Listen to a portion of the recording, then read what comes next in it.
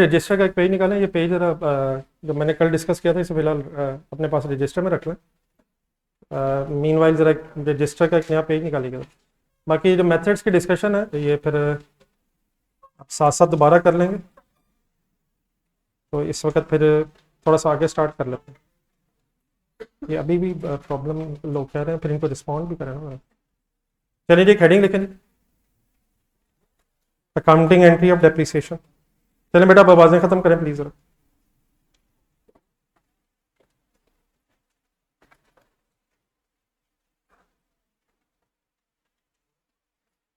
एक हेडिंग लिखें, accounting entry of depreciation.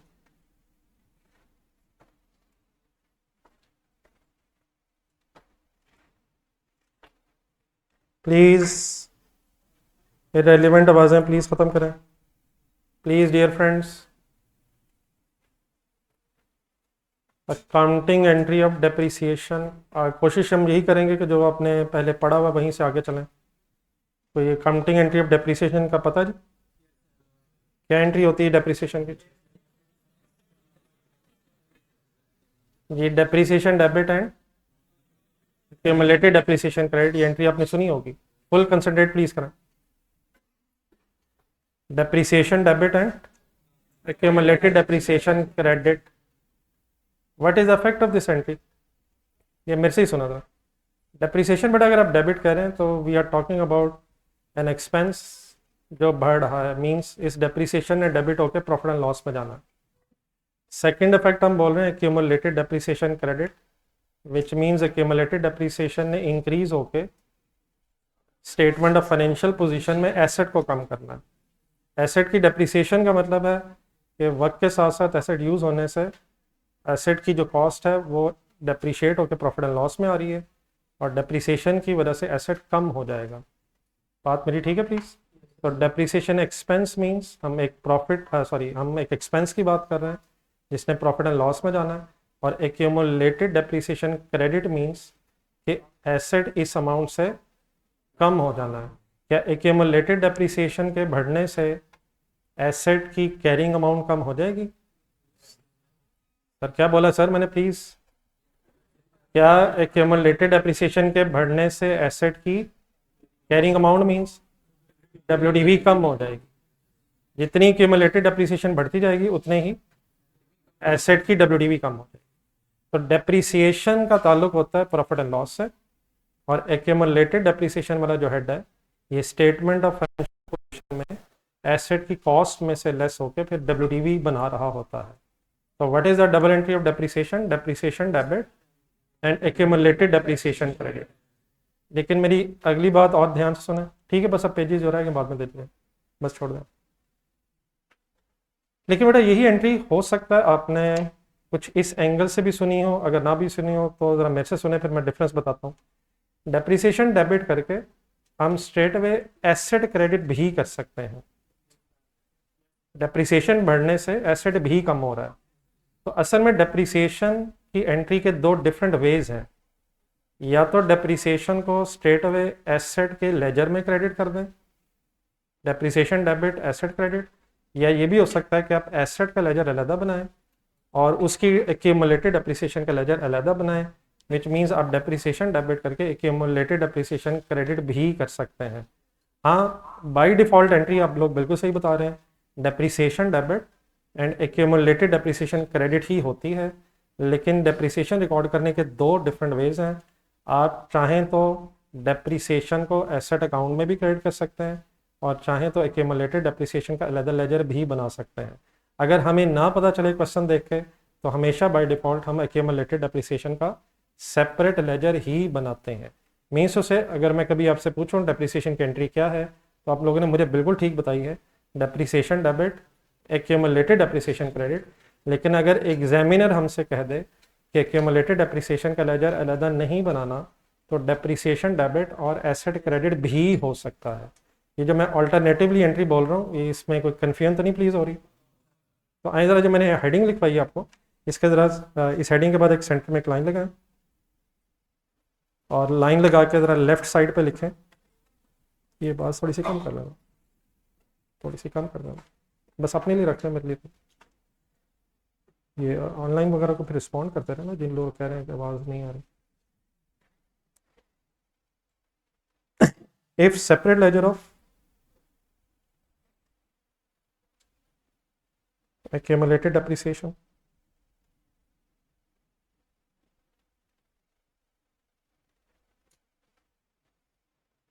और राइट साइड पे फिर एक हेडिंग सॉर्ट ऑफ बना लें. If no separate ledger of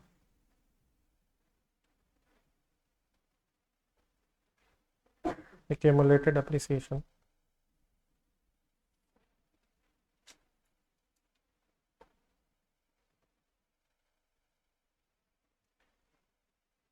ये मुकम्मल से बेहतर ही रिस्पॉन्ड हम बताते हैं.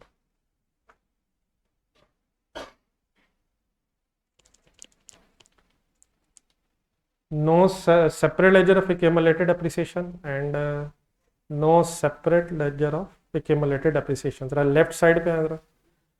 अगर separate ledger of accumulated depreciation है तो फिर डबल एंट्री क्या बनेगी? Depreciation debit and accumulated depreciation credit.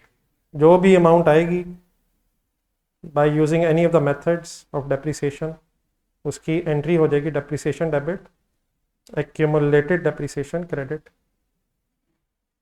और अगर नो सेपरेट लेजर है ऑफ accumulated depreciation है तो depreciation debit and asset credit. Machinery है तो मशीनरी क्रेडिट, बिल्डिंग है तो बिल्डिंग क्रेडिट, इक्विपमेंट है तो इक्विपमेंट, सो ऑन. जो भी रेलिवेंट एसेट है वो क्रेडिट हो जाएगा.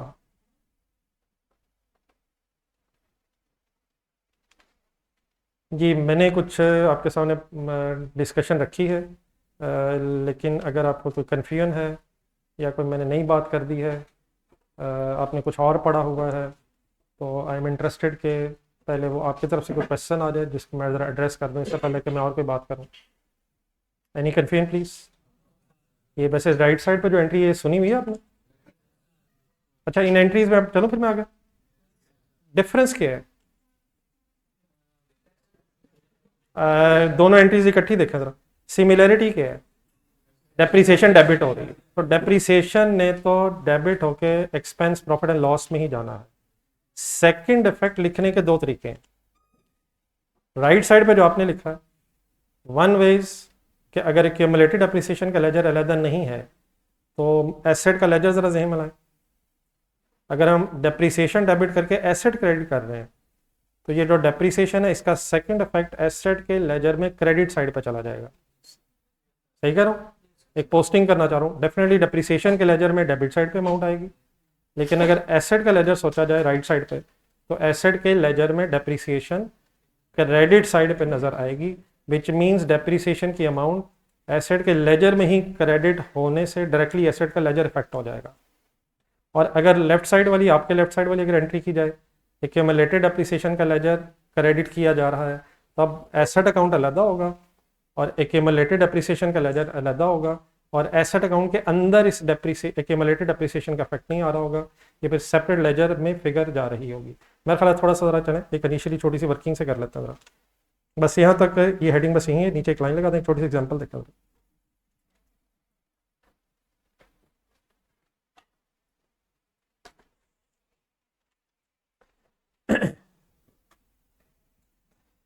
आप इस एग्जाम्पल की हेडिंग में एक एसेट का या मशीनरी का चलें एक लेजर बनाए.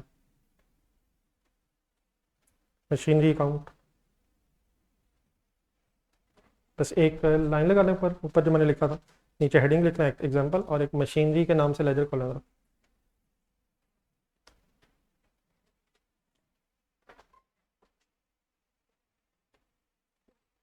बस लेजर बना के कंडी रुक जाइएगा. पहले मैं ज़रा थोड़ी सी फिगर्स के साथ आपके साथ से फिगर्स के साथ ज़रा चीज़ें डिस्कस करूँ फिर लिख ले जाए. जी करूँ स्टार्ट? जी लास्ट लाइन्स. जी बेटा अगर कोई मशीनरी परचेज की है स्टार्ट से शुरू कर लेते हैं. मशीनरी खरीदी है, एंट्री बताएं. एंट्रीज में ना शर्माएं प्लीज, एंट्रीज बताएं. लेट्स अज्यूम 1 जुलाई 2024 है. मशीनरी डेबिट है. लेट्स अज्यूम कैश में आपने पेमेंट की है. 8 लाख रुपीज़ की सपोज मशीनरी है. अभी लिखना रहने दें जस्ट अ मिनट. अब डेफिनेटली मशीनरी का मैं लेजर बना रहा हूँ. सेकंड इफेक्ट कैश का मैंने लिखा है, यकीनन इसका अपना लेजर होगा. कैश के लेजर में फिगर क्रेडिट साइड पे होगी, every other thing remain same. हमारा ज़रा इस वक्त फोकस मशीनरी के लेजर में है। Machinery debit, cash credit, then बेटा इस मशीनरी की फिर आप लाइफ एस्टीमेट करेंगे, फिर रेजिडल वैल्यू एस्टीमेट करेंगे, मेथड सेलेक्ट करेंगे, उस मेथड से कोई डेप्रिसिएशन की अमाउंट ईयर एंड पे कैलकुलेट कर लेंगे। तो अब मैं अभी उस मेथड्स की बहस में नहीं जा रहा, वो इंशाल्लाह जब क्वेश्चंस करेंगे तो फिर मेथड्स की एप्लीकेशन भी सामने आएगी। लेट्स अज्यूम साल गुजर गया, 31 दिसंबर 2024, सॉरी 1 जुलाई, सॉरी मैंने लिखा है 30 जून 2025 ईयर एंड आ जाएगा। ईयर एंड पे सपोज डेप्रिसिएशन इसकी 80,000 बनी। एंट्री क्या करेंगे? अब जब एंट्री की बारी आएगी फिर हमें डिसाइड करना होगा कि क्या separate ledger of accumulated depreciation है या नहीं है। तो let's assume separate ledger of accumulated depreciation नहीं अगर हम बना रहे तो फिर 30 जून, ठीक है प्लीज, 30 जून 2025 पे क्या एंट्री करूंगा मैं? डेप्रिसिएशन डेबिट एंड एक मशीनरी अकाउंट क्रेडिट। अगर हमें पता चला क्वेश्चन में कि एसेट अकाउंट और एक्यूमुलेटेड डेप्रिसिएशन का अकाउंट सॉरी अलग नहीं बनाना, तो depreciation debit machinery credit entry हो जाएगी। अमाउंट सपोज 80,000 है, सही पोस्टिंग मेरी। अब यकीनन डेप्रिसिएशन मैंने रेफरेंस लिखा है, इसका ये अपना ज़रूर लेजर होगा। डेप्रिसिएशन के लेजर में फिगर 80,000 डेबिट साइड पे जाएगी। मीन्स टू से every other thing remain same. Let's assume अगर और कोई ट्रांजैक्शन नहीं है, साल गुजर गया है, तो मेरा ज़रा ये लेजर बैलेंस करवा दें। 8 लाख रुपीज़ उसकी कॉस्ट थी। डेबिट साइड का टोटल ज़्यादा है, उतना ही क्रेडिट साइड पे भी होना चाहिए, ऐसे ही होता है। कितना बैलेंस आ रहा है? कैलकुलेटर प्लीज़ यूज़ करेंगे ज़रूरत है तो। और इस 7,20,000 के साथ क्या लिखूँ? CD बैलेंस है, क्लोजिंग बैलेंस है। Is it a debit balance और अ क्रेडिट बैलेंस? मैंने तो क्रेडिट साइड पे लिखा है। तो आई होप कि हम अकाउंटेंट्स ही एक दूसरे से बात कर रहे हैं। तो it is closing debit balance 7,20,000। ठीक है जी, प्लीज़ यहाँ तक बना लें ज़रा। कोशिश हम यही करेंगे कि बेसिक से आगे जाएँ। मकसद इसका ये है कि ज़रा थोड़ा सा रिवाइज भी हो जाए। कोई अगर कन्फ्यूजन हो जाए तो ज़रूर साथ साथ मुझे बताना, ताकि वो मसला पहले हल हो फिर हम आगे चलें।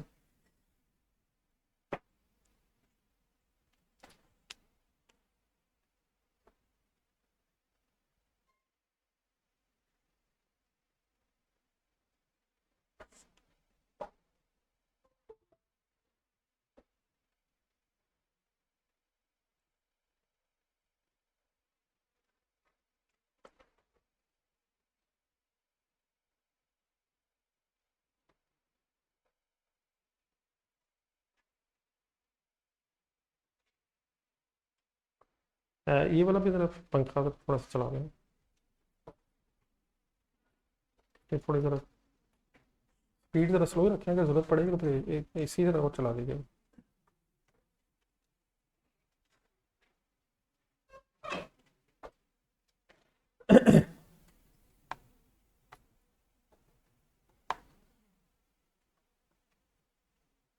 स्लो स्लो रखना होगा बहुत, आवाज़ वरना आवाज़ नहीं फिर सही जाएगी। तेज़ हो गया मतलब।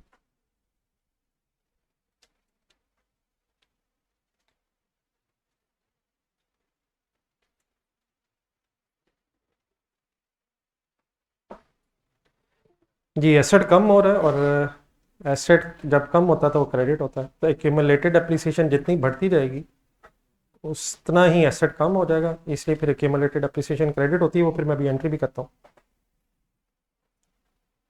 ठीक है बेटा, प्लीज़ ये ऑनलाइन क्वेश्चन मेरे सामने आया था जी। एनी कन्फ्यूजन जी प्लीज़? बन गया था। अब बेटा इस एसेट की कॉस्ट क्या थी? 8 लाख। एक साल गुजरा है, 80,000 एक्यूमुलेटेड डेप्रिसिएशन भी होगी। सही कह रहा हूँ? फर्स्ट ईयर है, जितनी डेप्रिसिएशन है वही एक्यूमुलेटेड भी होगी। तो क्या मैं ये कह सकता हूँ कि ये जो 7,20,000 का क्लोजिंग बैलेंस है, this closing balance is reflecting WDV of this asset. अब एक साल मुझे और ज़रा कंप्लीट करवाएं। इसी लेजर को ज़रा अगर नेक्स्ट ईयर एक्सटेंड करूँ, नहीं ये समझ आ जाएगा इस तरह? जी एक सेकेंड एक सेकेंड, क्या करूँ नेक्स्ट ईयर? सबसे पहले carry down balance next year, brought down बनेगा किस तरफ लिखूं? लिखें आप भी, ब्रॉट डाउन डेबिट बैलेंस आ गया। ब्रॉट डाउन बैलेंसेस अपनी नेचर के मुताबिक लेजर्स में आते हैं, डेबिट बैलेंस, क्रेडिट बैलेंस, और अगर कैरिड डाउन बैलेंसेस हों तो अपनी नेचर के ऑपोजिट लिखे जाते हैं। Any confusion? लेट्स अज्यूम एक और साल गुजर गया, 30 जून 2026 आ जाएगा। इस साल डेप्रिसिएशन लेट्स अज्यूम चले 80,000 ही है, ठीक है प्लीज। फिर क्या एंट्री करूंगा? Depreciation debit, machinery credit. अच्छा, ये वन टाइम एक डिसीजन होता है कि क्या आपने एक्यूमुलेटेड डेप्रिसिएशन का लेजर अलहदा बनाना है या नहीं बनाना, और अगर फॉर एग्जांपल नहीं बनाना तो फिर हर साल डेप्रिसिएशन की entry depreciation debit asset credit होती जाएगी। और अगर आपने ये डिसीजन लिया है कि एक्यूमुलेटेड डेप्रिसिएशन का लेजर अलग होगा तो फिर हर साल एक्यूमुलेटेड डेप्रिसिएशन के लेजर में डेप्रिसिएशन जाती जाएगी। मीन्स उसे ये नहीं कि किसी साल एसेट में क्रेडिट कर लें और किसी साल फिर एक्यूमुलेटेड डेप्रिसिएशन का लेजर अलग बना लें। It's a one time decision according to question. अगर हमें एसेट अकाउंट के अंदर ही डेप्रिसिएशन लेके जानी है तो हर साल डबल एंट्री रिपीट होती जाएगी, depreciation debit and machinery account इस केस में क्रेडिट। क्लियर है प्लीज? चलिए सेकेंड ईयर भी क्लोज कर दो।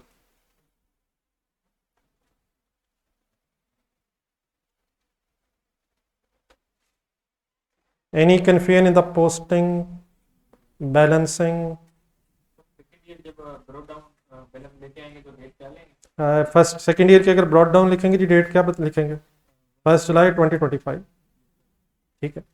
ठीक, लास्ट ईयर के एंड पे 30 जून 2025 पे जो क्लोजिंग बैलेंस है वो नेक्स्ट ईयर फिर ब्रॉड डाउन हो गया। ये CD बन जाएगा 720 minus 80 640।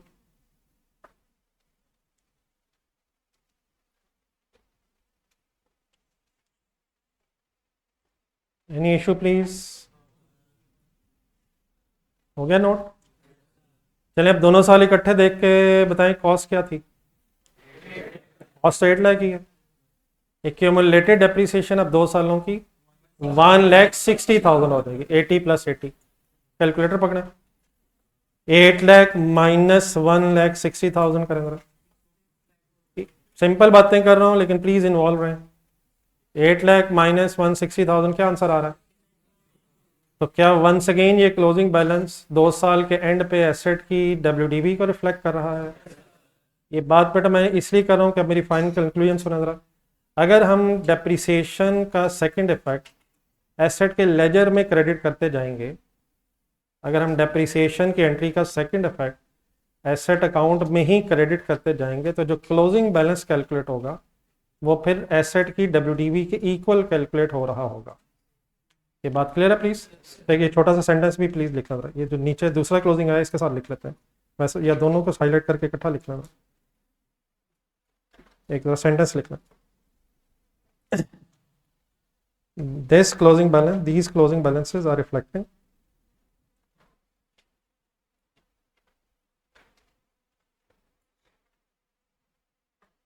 these closing balances are reflecting WDVs at the end of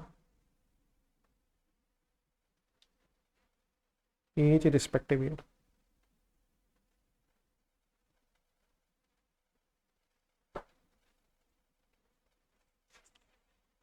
अगर डेप्रिसिएशन को आप एसेट के लेजर में ही क्रेडिट करते जाएंगे तो जो क्लोजिंग बैलेंसेस कैलकुलेट होंगे वो फिर एसेट की WDV को रिफ्लेक्ट कर रहे होंगे। मेरे सेंटेंस में कोई confusion? In other words,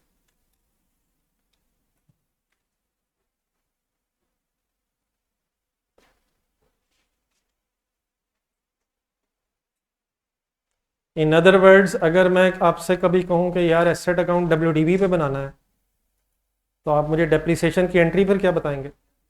depreciation debit asset credit. Asset account WDV पे बनाना है तो which means we are talking about कि डेप्रिसिएशन को एसेट के लेजर में ही क्रेडिट करना है। ठीक है प्लीज? Any confusion? मैंने एक और एग्जांपल बनाया बस, ठीक है। ये 2 साल मैंने एंड सिमिलरली से so on 640,000 next year brought down बन जाएगा, फिर एसेट अगर यूज होगा डेप्रिशिएट होगा and closing balances brought down और होते जाएंगे। क्लोजिंग बैलेंसेस एसेट की WDV को रिफ्लेक्ट करते जाएंगे। मेरे किसी भी वर्ड में प्लीज कंफ्यूजन हो तो जरूर बताइएगा। Any question please? जी last lines please as well. शुरू करें आगे। चले बस हेडिंग लिखें, नेक्स्ट एग्जांपल।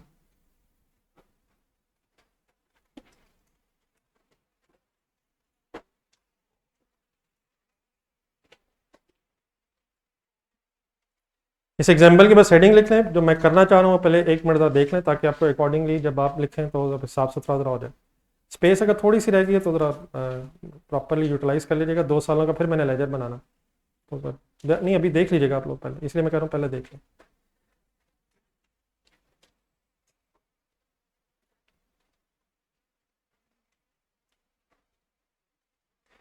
कि लेट्स अज्यूम अब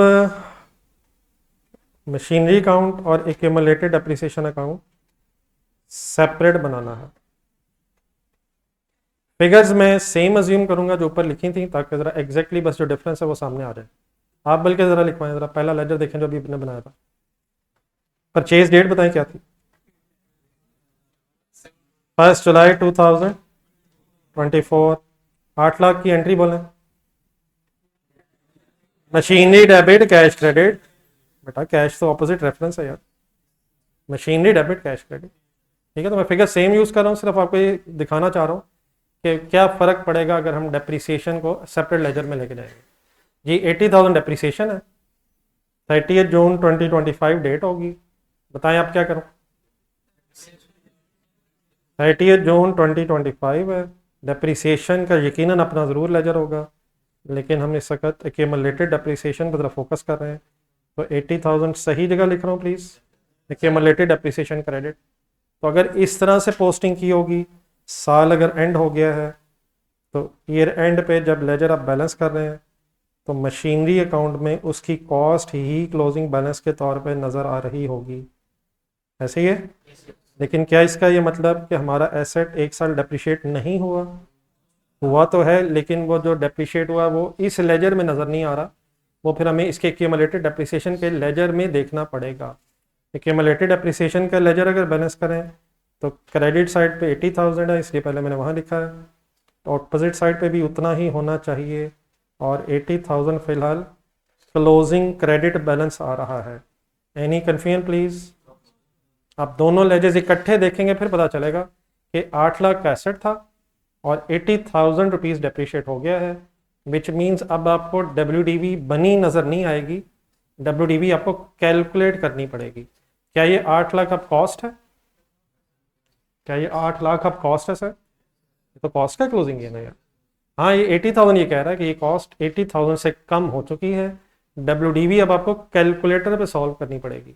लेकिन अगर एसेट के लेजर के अंदर ही डेप्रिसिएशन चली जाए तो फिर WDV CD बैलेंस में रिफ्लेक्ट हो जाएगी। ठीक है जी, प्लीज़ एनी कन्फ्यूजन? आ जाए यहाँ तक बना लें, फिर सेकेंड ईयर भी करते हैं।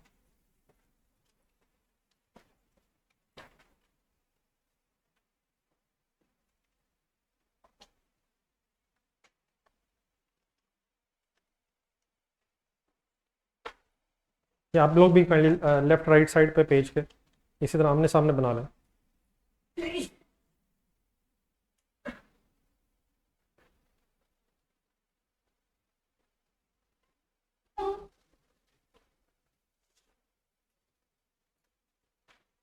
जी बेटा ऑनलाइन स्टूडेंट्स आप लोग साथ दे रहे हैं? क्लियर है चीज़?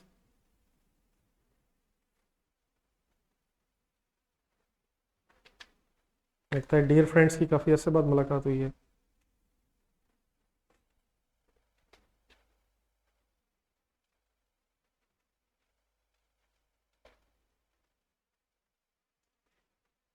मुझे देख के इतने संजीदा होते हैं, अदरवाइज भी संजीदा ही।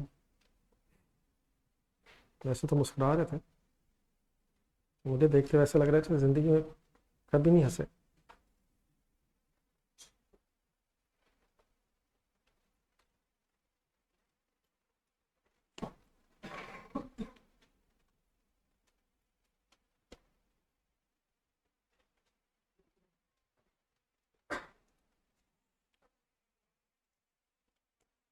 जी सेकेंड ईयर स्टार्ट करें, करवाएंगे ज़रा स्टार्ट। मशीनरी का लेजर कहाँ से शुरू करूं, किस अमाउंट से शुरू करूं? क्या 8 लाख का ब्रॉड डाउन होगा? लेकिन एक्यूमुलेटेड एप्रिसिएशन के लेजर में भी कोई ब्रॉड डाउन आएगा? एक्यूमुलेटेड डेप्रिसिएशन के लेजर में ब्रॉड डाउन आएगा सर? कितना किस तरफ? 80,000 क्रेडिट साइड पे। Any confusion in these brought downs? बाकी आप इस तरह करें, जो पिछला लेजर था उसको देख के ज़रा कंप्लीट करें सेकेंड ईयर, सेम फिगर्स। क्या करेंगे इस साल? वही 80,000 दोबारा।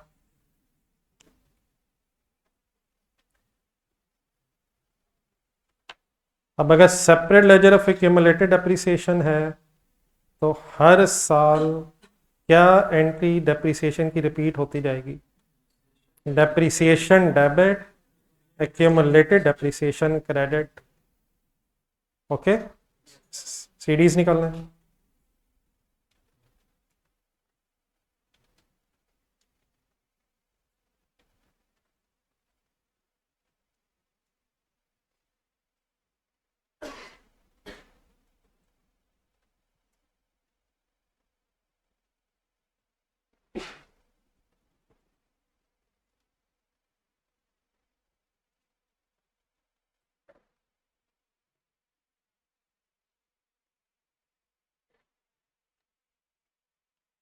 जी कितना एक्यूमुलेट हो जाएगा जी टोटल एक्यूमुलेटेड एप्रिसिएशन का बैलेंस?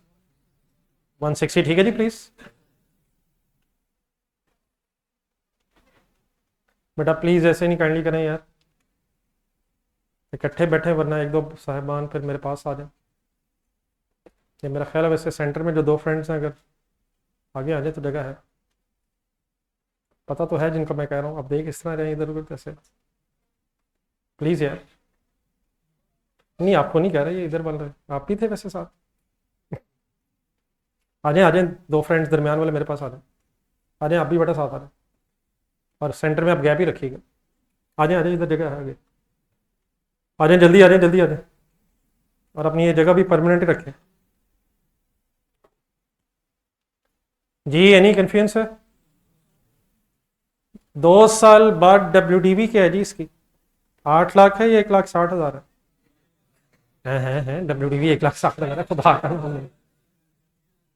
8 लाख है या 1,60,000 है? सॉल्व करनी पड़ेगी। 8 लाख माइनस 1,60,000, 6,40,000 की WDV है, ठीक है। इन अदर वर्ड्स, अब यहाँ से ज़रा थोड़ा सा कुछ चीज़ें ज़रा कंक्लूड कर लें जो मैंने सारे आपके सामने डिस्कशन की है। सबसे पहले तो ये जो क्लोजिंग बैलेंसेस हैं इनको गौर से देखें। अगर एक्यूमुलेटेड डेप्रिसिएशन का लेजर अलग बन रहा है तो फिर जो एसेट अकाउंट के जो क्लोजिंग बैलेंसेस हैं ये आपको WDV नहीं बता रहे, ये आपको कॉस्ट बता रहे हैं। तो सबसे पहले तो उसी तरह जो एक पहले सेंटेंस लिखा था, ज़रा उसी तरह मुझे भी लिखवा ज़रा। दीज बैलेंसेज आर रिफ्लेक्टिंग, क्या था सेंटेंस वो, उसी तरह का लिख लेते हैं ज़रा। These balances are reflecting WDVs या कॉस्ट? लिखें, these balances are reflecting cost of asset at the end of each year. हर साल के एंड पे कॉस्ट ही पता चल रही at the end of each respective year.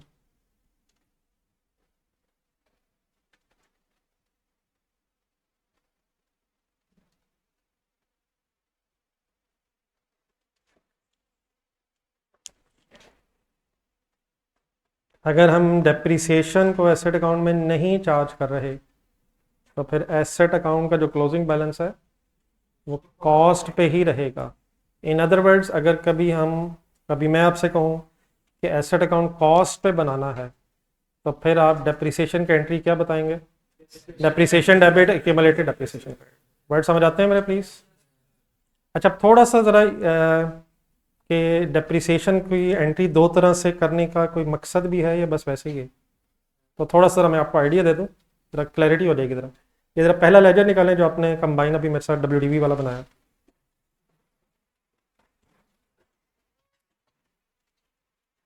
असल में बेटा अगर लॉजिकली देखा जाए तो डेप्रिसिएशन चार्ज होने से एसेट कम हो रहा है, ये बात सबको पता है। अगर ये वाली एंट्री की जाए ना, डेप्रिसिएशन डेबिट मशीनरी क्रेडिट, तो बिल्कुल लॉजिकली ये बिल्कुल ठीक है। एक्सपेंस बढ़ रहा है और एसेट कम हो रहा है, तो इस एंट्री में कोई इशू नहीं है। लेकिन फिर प्रेफरेबल एंट्री दूसरी क्यों है ये बस बताने लगा हूँ। जब लेजर्स बन जाते हैं तो उसके बाद ट्रायल बैलेंस बनता है, आपको पता है प्लीज। अब ये जो लेजर आपके सामने, इसमें फर्स्ट ईयर क्लोजिंग बैलेंस है 720,000, मशीनरी का बैलेंस है 720,000। एक सेकंड अपने जेन में ट्रायल बैलेंस लाएं जरा प्लीज, आ जाएगा जेन में या याद करो। Accounting heads, debit credit balances, machinery accounting head है, उसके सामने ट्रायल बैलेंस में 7,20,000 डेबिट कॉलम में होगा। सही कह रहा हूँ। सेकेंड ईयर के एंड पे अगर ट्रायल बनाया जाए तो मशीनरी के सामने आप बताएं क्या होगा, 640 होगा, 640 होगा। इन अदर वर्ड्स अगर ट्रायल बैलेंस को आप देखेंगे इस केस में तो आपको WDV पता चलेगी। फर्स्ट ईयर 720 होगा, 640 होगा एंड सो ऑन। अब अगर आप ट्रायल बैलेंस देख के ये फाइंड आउट करना चाहें कि कॉस्ट क्या है तो ट्रायल बैलेंस में नहीं मिलेगी, उसके लिए फिर आपको लेजर्स में आना पड़ेगा, और जितनी पुरानी बात होगी उतना ही पिछले सालों के लेजर्स में जाना पड़ेगा। मसलन फॉर एग्जांपल जरा बोर्ड पे देखें, आपके सामने अगर सिर्फ सेकंड ईयर का लेजर हो तो ये 720 ओपनिंग क्या बता रहा है, WDV ओपनिंग, WDV कॉस्ट नहीं है। 640 क्या है, closing WDV, closing WDV trial balance में आ रही होगी। और अगर आप इस साल के लेजर में आ भी जाएंगे तो इवन देन आपको नहीं पता ये एसेट टोटल कितने का था, आपको ये तो पता चल जाएगा साल के शुरू में कितने का रह गया था, लेकिन ये था कितने का डेफिनेटली पिछले साल में जाएंगे। लेकिन अगर 5-6 साल गुजर गए तो फिर और पिछले सालों में जाके फिर पता चलाना पड़ेगा कि एसेट था कितना, कितना टोटल डेप्रिशिएट हो गया है और अब रह कितना गया है। ट्रायल बैलेंस सिर्फ क्या बता रहा होगा कि रह कितना गया, मीन्स WDV कितनी है। ये मैं सही वर्ड यूज कर रहा हूँ, 720 या 640 रह गया है तो ये तो पता चलेगा ट्रायल में, लेकिन कंप्लीट पिक्चर नहीं पता चलेगी कि एसेट की टोटल कॉस्ट क्या थी, कितना डेप्रिशिएट हो गया। उसके लिए फिर हमें लेजर्स में जाके फिगर्स ढूंढनी पड़ेंगी। गलत नहीं है, लेकिन इंफॉर्मेशन जरा लिमिटेड होगी ट्रायल बैलेंस में। इसीलिए फिर क्या किया हमने एक्यूमुलेटेड एप्रिसिएशन का लेजर जस्ट इसलिए अलग कर लिया ताकि जस्ट अगर ट्रायल बैलेंस ही देखा जाए और लेजर्स में ना भी जाया जाए तो आपको कंप्लीट पिक्चर कैसे नजर आएगी। आप जरा देखें, अगर सेपरेट लेजर्स हो, पहले साल का अगर ट्रायल बैलेंस बने फर्स्ट ईयर के एंड पे तो अब मशीनरी के सामने आप बताएं क्या लिखा नजर आएगा, फिगर फिगर फिगर 8 लाख लिखा नजर आएगा। और डेफिनेटली फिर एक अलहदा एक्यूमुलेटेड एप्रिसिएशन के नाम से भी हेड होगा जिसमें आपको 80,000 फर्स्ट ईयर के एंड पे नजर आएगा। अब आपको किसी लेजर में जाने की जरूरत नहीं है, 8 लाख कॉस्ट अलहदा पता चल रही है, 80,000 एक्यूमुलेटेड एप्रिसिएशन भी पता चल रही है, और WDV तो आप कैलकुलेटर पे भी सॉल्व कर सकते हैं as the difference between 8 lakh and 80,000। तो जस्ट इस सेपरेट लेजर बनाने का मकसद ये है कि आपको कंप्लीट इंफॉर्मेशन ट्रायल बैलेंस से पता चल जाए। सेकेंड ईयर के एंड पे जरा है, कॉस्ट अभी भी 8 लाख नजर आ रही होगी, लेकिन अब एक्यूमुलेटेड एप्रिसिएशन 160 हो गई है। एसेट था कितने का, 8 लाख का, कितना कम हो गया है 160, और कितना रह गया है 640, वो हम कैलकुलेटर पे भी सॉल्व कर सकते हैं। तो ये जो सेपरेट लेजर्स बनाए जाते हैं इसका सिर्फ मकसद ये है कि ट्रायल बैलेंस से ही मैक्सिमम इंफॉर्मेशन मिल जाए कि एसेट की टोटल वैल्यू क्या थी, कितना डेप्रिशिएट हो गया और फिर कितना रह गया, ये तो हमने सॉल्व करना है। एक सेकंड के लिए स्टेटमेंट ऑफ फाइनेंशियल पोजीशन से बनाए, ये जब मैं कभी ट्रायल कभी स्टेटमेंट ऑफ फाइनेंशियल पोजीशन, तो हिम्मत कर लेंगे सर थोड़ी। तो statement of financial position start कहाँ से होती है? Sir sir sir please sir, sale से नहीं sir, non current assets, non current assets में मशीनरी जहन में लाएं। ये लेजर्स बने हुए हैं, सपोज सेकंड ईयर है, मशीनरी के सामने ऑब्वियसली आप ब्रैकेट में sort of 8 lakh minus 160, finally तो 640 ही आना है। स्टेटमेंट ऑफ फाइनेंशियल पोजीशन में 640 ही आना है, चाहे आप separate ledger of accumulated appreciation बना रहे हैं या नहीं बना रहे। लेकिन ख्वाहिश क्या है, टोटल कॉस्ट भी पता चले और कितना डेप्रिशिएट हो गया वो भी पता चल जाए। तो therefore preferably speaking by default हमेशा डेप्रिसिएशन डेबिट और एक्यूमुलेटेड डेप्रिसिएशन क्रेडिट एंट्री करते हैं। ये अगर काम करेंगे तो एसेट अकाउंट फिर कॉस्ट पे ही रहेगा, लेकिन अगर क्वेश्चन में पता चल जाए तो एसेट अकाउंट WDV पे भी बन सकता है। उस केस में फिर depreciation debit asset credit entry होगी, और अगर ये एंट्री की जाए तो फिर एसेट अकाउंट कॉस्ट पे नहीं रहेगा, वो WDV पे आ जाएगा। कुछ क्लियर है प्लीज? थोड़ा सा अगर और कुछ पुरानी चीजें अगर रिवाइज कर लें यहाँ रुक के जरा। सेल, क्रेडिट सेल की जरा एंट्री बताएंगे जरा। सेल जो सुने वो डेबिट, ऐसे तो नहीं होता था यार। रिसीवेबल डेटर वगैरह डेबिट, डेटर या receivable debit, sale credit, considerate please.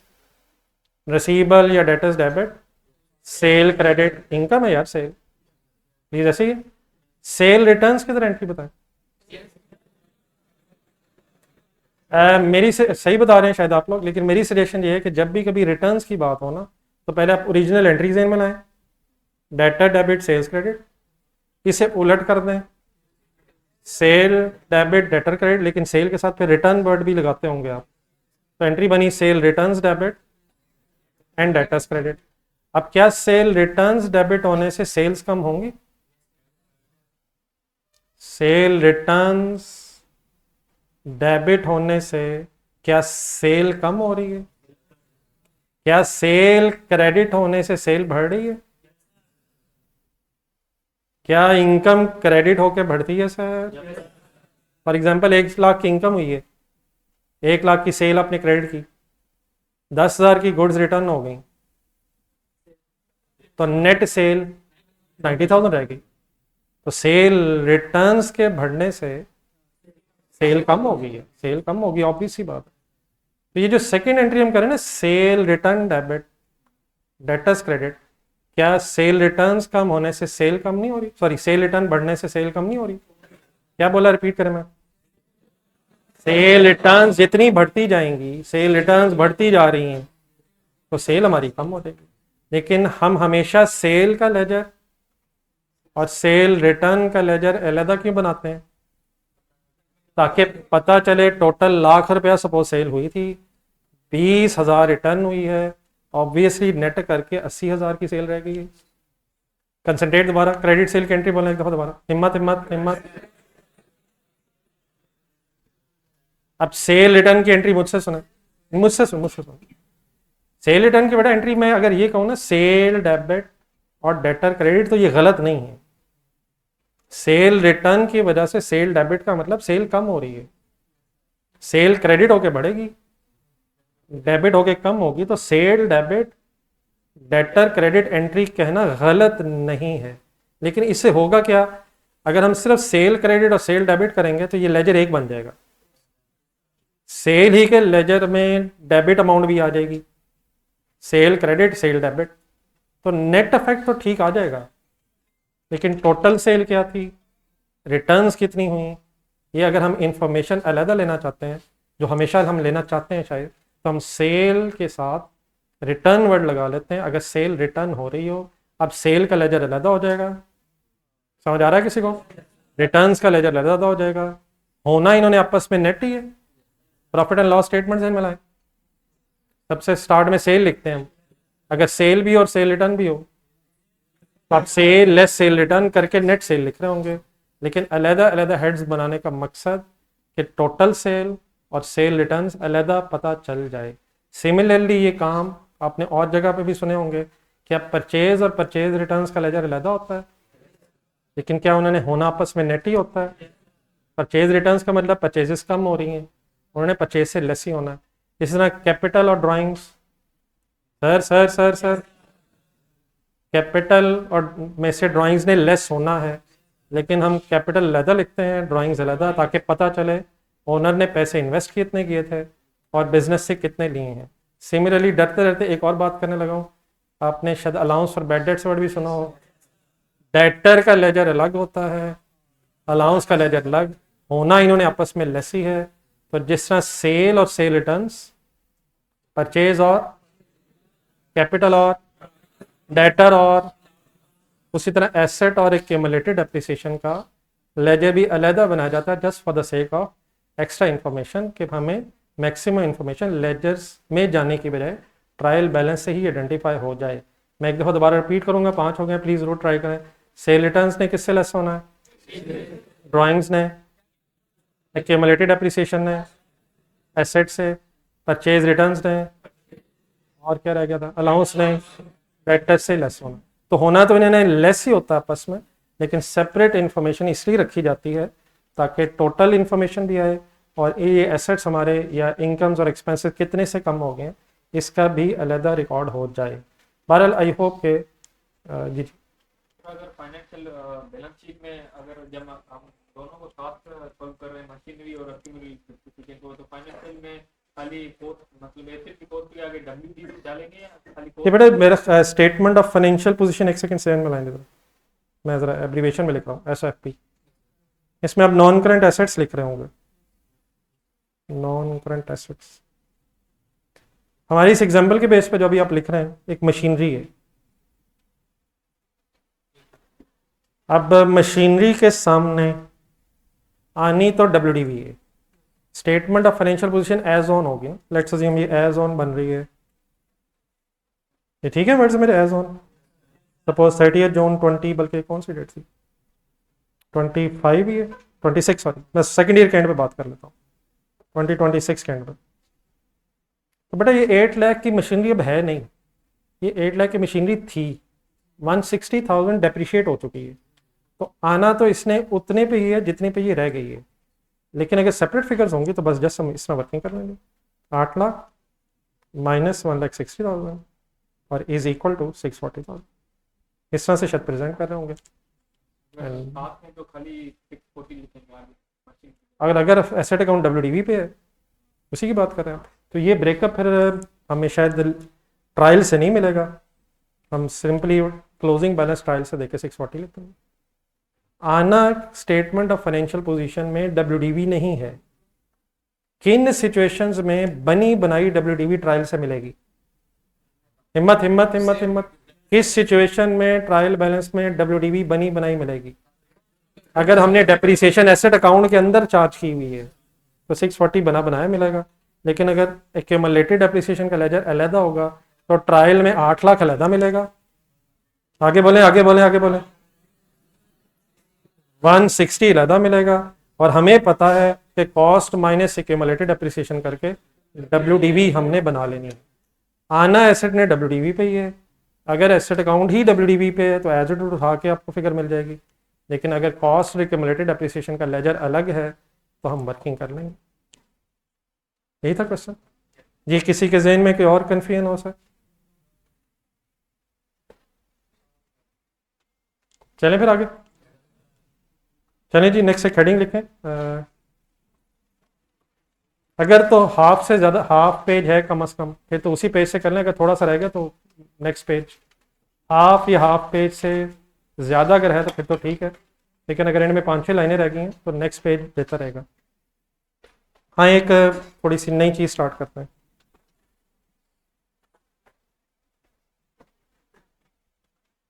Disposal of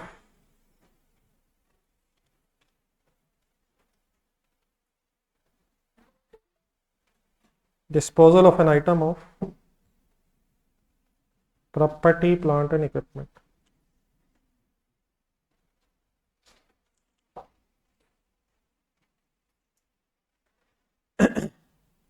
जी बेटा ऑनलाइन स्टूडेंट्स आप लोग साथ दे रहे हैं जी। व्हाट इज WDV यार? WDV मीन्स WDV यार, MS सुभानी साहब।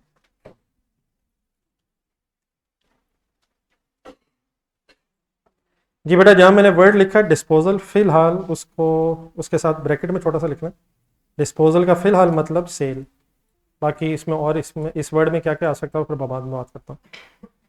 Disposal of an item of property plant and equipment, फिलहाल इसका मतलब sale of an item of property plant and equipment की मैं बात करने लगा हूँ।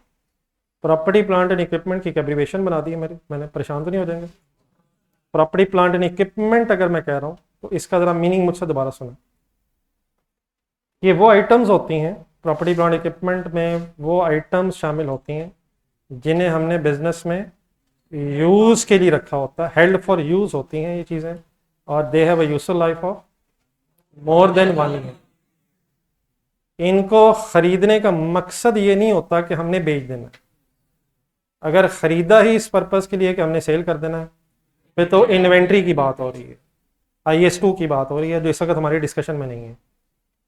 लेकिन ये ज़रूर हो सकता है कि फॉर एग्जांपल आपने एक मशीनरी ख़रीदी थी, उसे यूज़ करना था, कुछ अर्सा आपने उसे यूज़ किया, 2-3-4 साल यूज़ किया, लेकिन सब्सिक्वेंटली आपका महसूस हुआ कि अब इस मशीनरी की जगह कोई नई मशीनरी ले लेनी चाहिए। तो इट इज़ क्वाइट पॉसिबल कि वो मशीनरी जो आपने ली यूज़ के लिए थी, सब्सिक्वेंटली उसे सेल कर दिया जाए।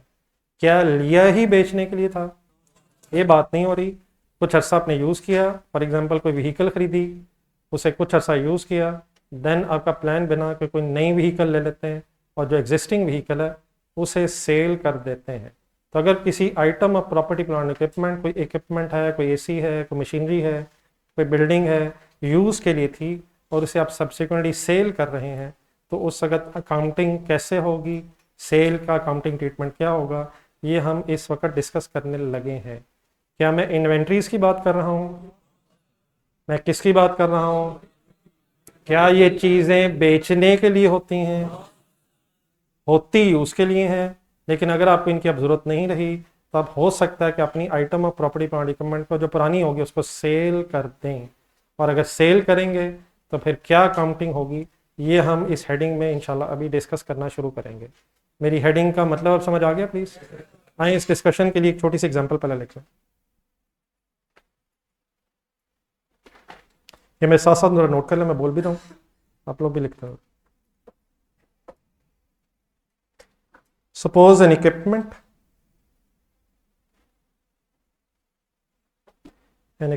costing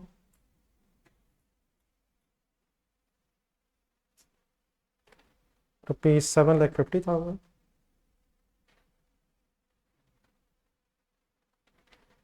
having accumulated depreciation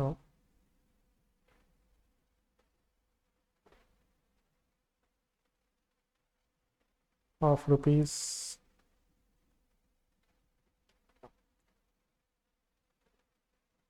4 lakh is sold for rupees 4,50,000 in cash.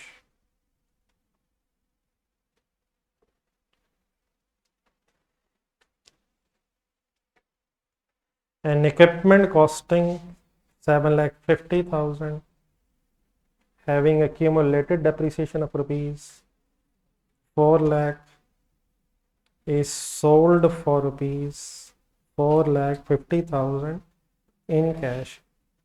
जो लोग लिखते जाएं ज़रा एक दफ़ा इंडिविजुअली भी पढ़ लें, ज़रा ट्रांसलेट करें ज़रा, फिर मैं अभी डिस्कशन करता हूँ।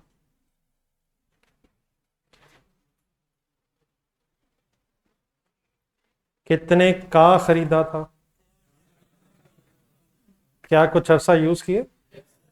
किस फिगर से पता चला? एक्यूमुलेटेड एप्रिसिएशन 4 लाख, कुछ अर्सा यूज़ किया है, फिर अब बेच दिया है कितने का? जी सब लोग नोट कर चुके हैं? जी सर, इक्विपमेंट अपने ही समझा, गेन हुआ है लॉस हुआ?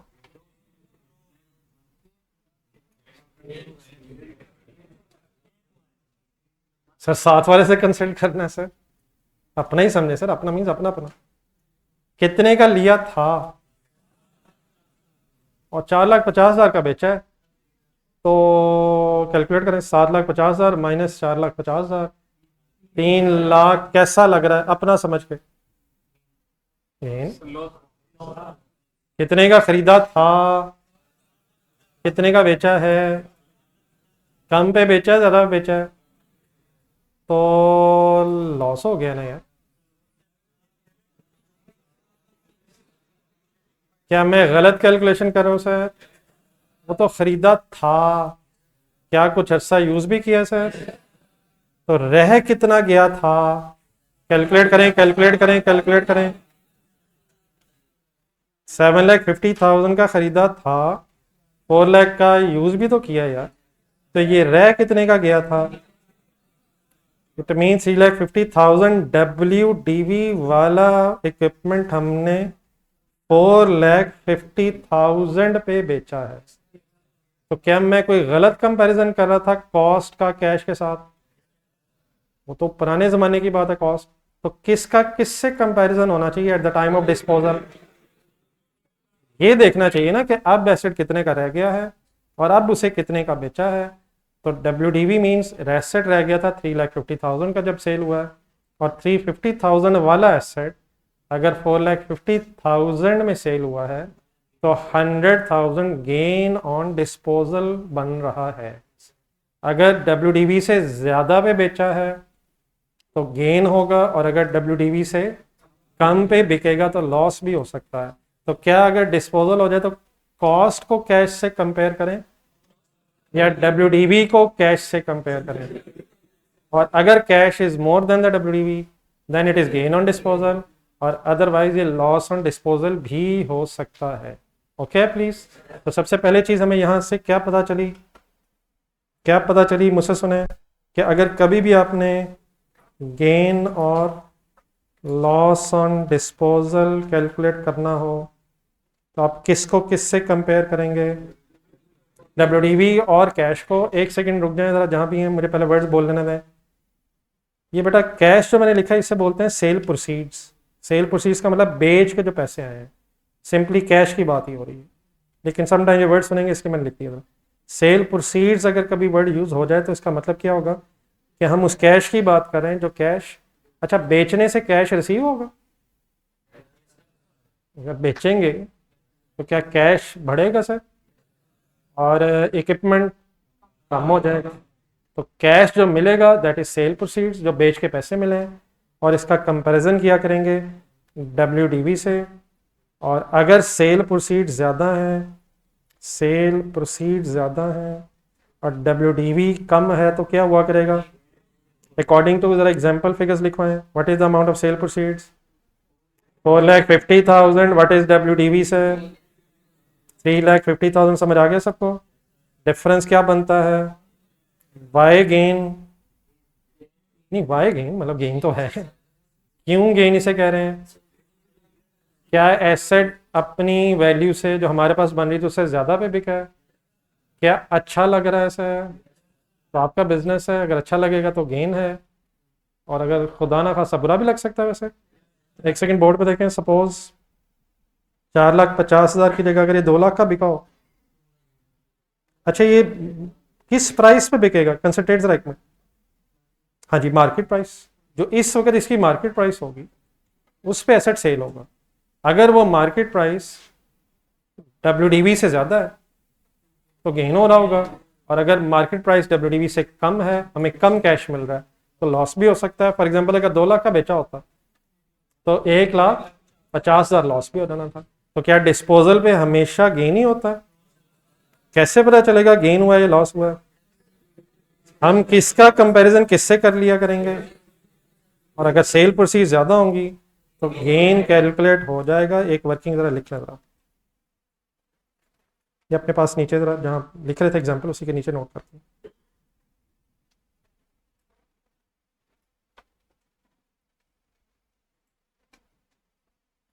Any confusion please?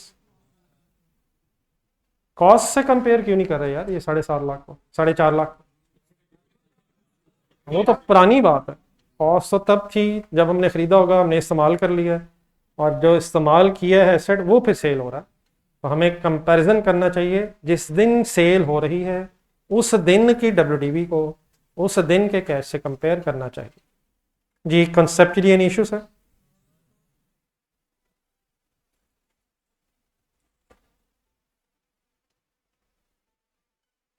जी नोट हो गया जी। बड़ा ऑनलाइन स्टूडेंट्स आपका कोई question?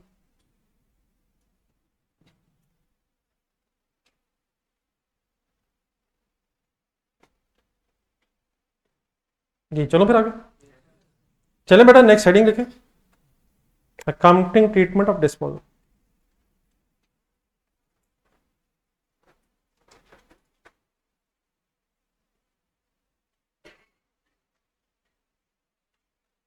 Accounting treatment of disposal of an asset. और डेफिनेटली इस वक्त हम प्रॉपर्टी प्लांट इक्विपमेंट वाले एसेट्स की बात कर रहे हैं। अब accounting treatment of disposal of an asset का मतलब ये है कि अगर हमने कोई प्रॉपर्टी प्लांट एंड इक्विपमेंट की आइटम बेची है, तो हमने मैथमेटिकली तो सॉल्व कर ली है कि गेन हो या लॉस हो तो वह कैसे कैलकुलेट होता है, लेकिन हम अकाउंटेंट्स फिर हर ट्रांजैक्शन को डेबिट क्रेडिट फॉर्म में रिकॉर्ड करते हैं। तो अब अकाउंटिंग ट्रीटमेंट का मतलब हम ये डिस्कस करने लगे हैं कि अगर कोई एसेट डिस्पोज हुआ है तो कौन सा हेड डेबिट होना है और कौन सा क्रेडिट होना है और कितने कितने से उसे डेबिट या क्रेडिट होना चाहिए। इन अदर वर्ड्स अब हम अकाउंटिंग एंट्री की बात शायद करने लगे, तो शायद मेरे को बहुत मुश्किल बात नहीं करने लगा। अगर आपने कंसंट्रेट किया तो इंशाल्लाह बड़े आराम से आपको समझ आ सकती है। बस हेडिंग लिख लेते हैं, ऊपर वापस एग्जाम्पल जो लिखी थी उस पर चलते हैं ज़रा। एज एन अकाउंटेंट ज़रा ट्राई करते हैं। अगर लॉजिकली सोचा जाए तो एक एसेट आ रहा है और एक एसेट जा रहा है। कैश वाला एसेट आ रहा है। सर सर सर क्या कैश एसेट है सर? कैश आ रहा है, इक्विपमेंट जा रहा है, तो कैश डेबिट हो जाएगा और इक्विपमेंट क्रेडिट हो जाएगा। ये सही कह रहा हूँ? फिगर्स की तरफ आते हैं। बताएं कैश कितने से इस केस में डेबिट हो जाएगा? 4,50,000 से। इक्विपमेंट बताएं कितने से क्रेडिट हो जाएगा? अब यहां प्रॉब्लम आएगा, फुल कंसंट्रेट जरा। कैश 4,50,000 से सबको पता है डेबिट हो जाएगा। इक्विपमेंट बेटा अब कितने पे क्रेडिट होगा, ये मेरी बात सुने आप जरा।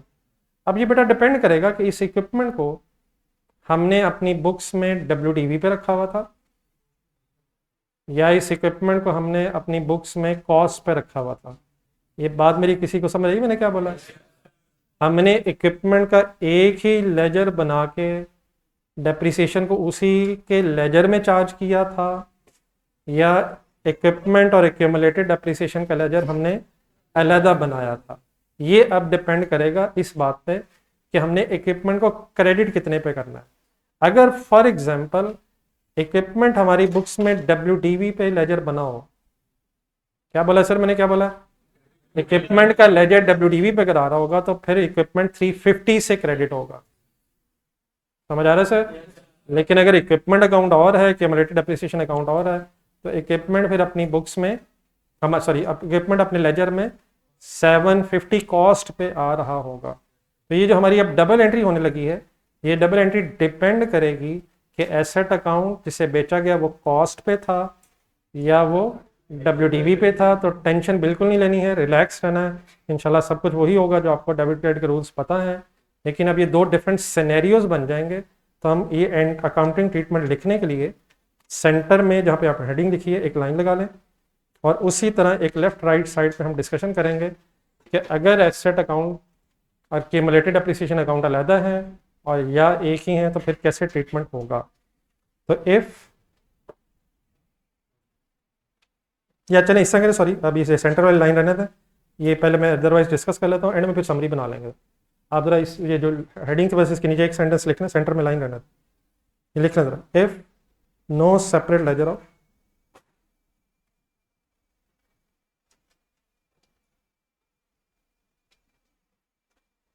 if no separate ledger of accumulated depreciation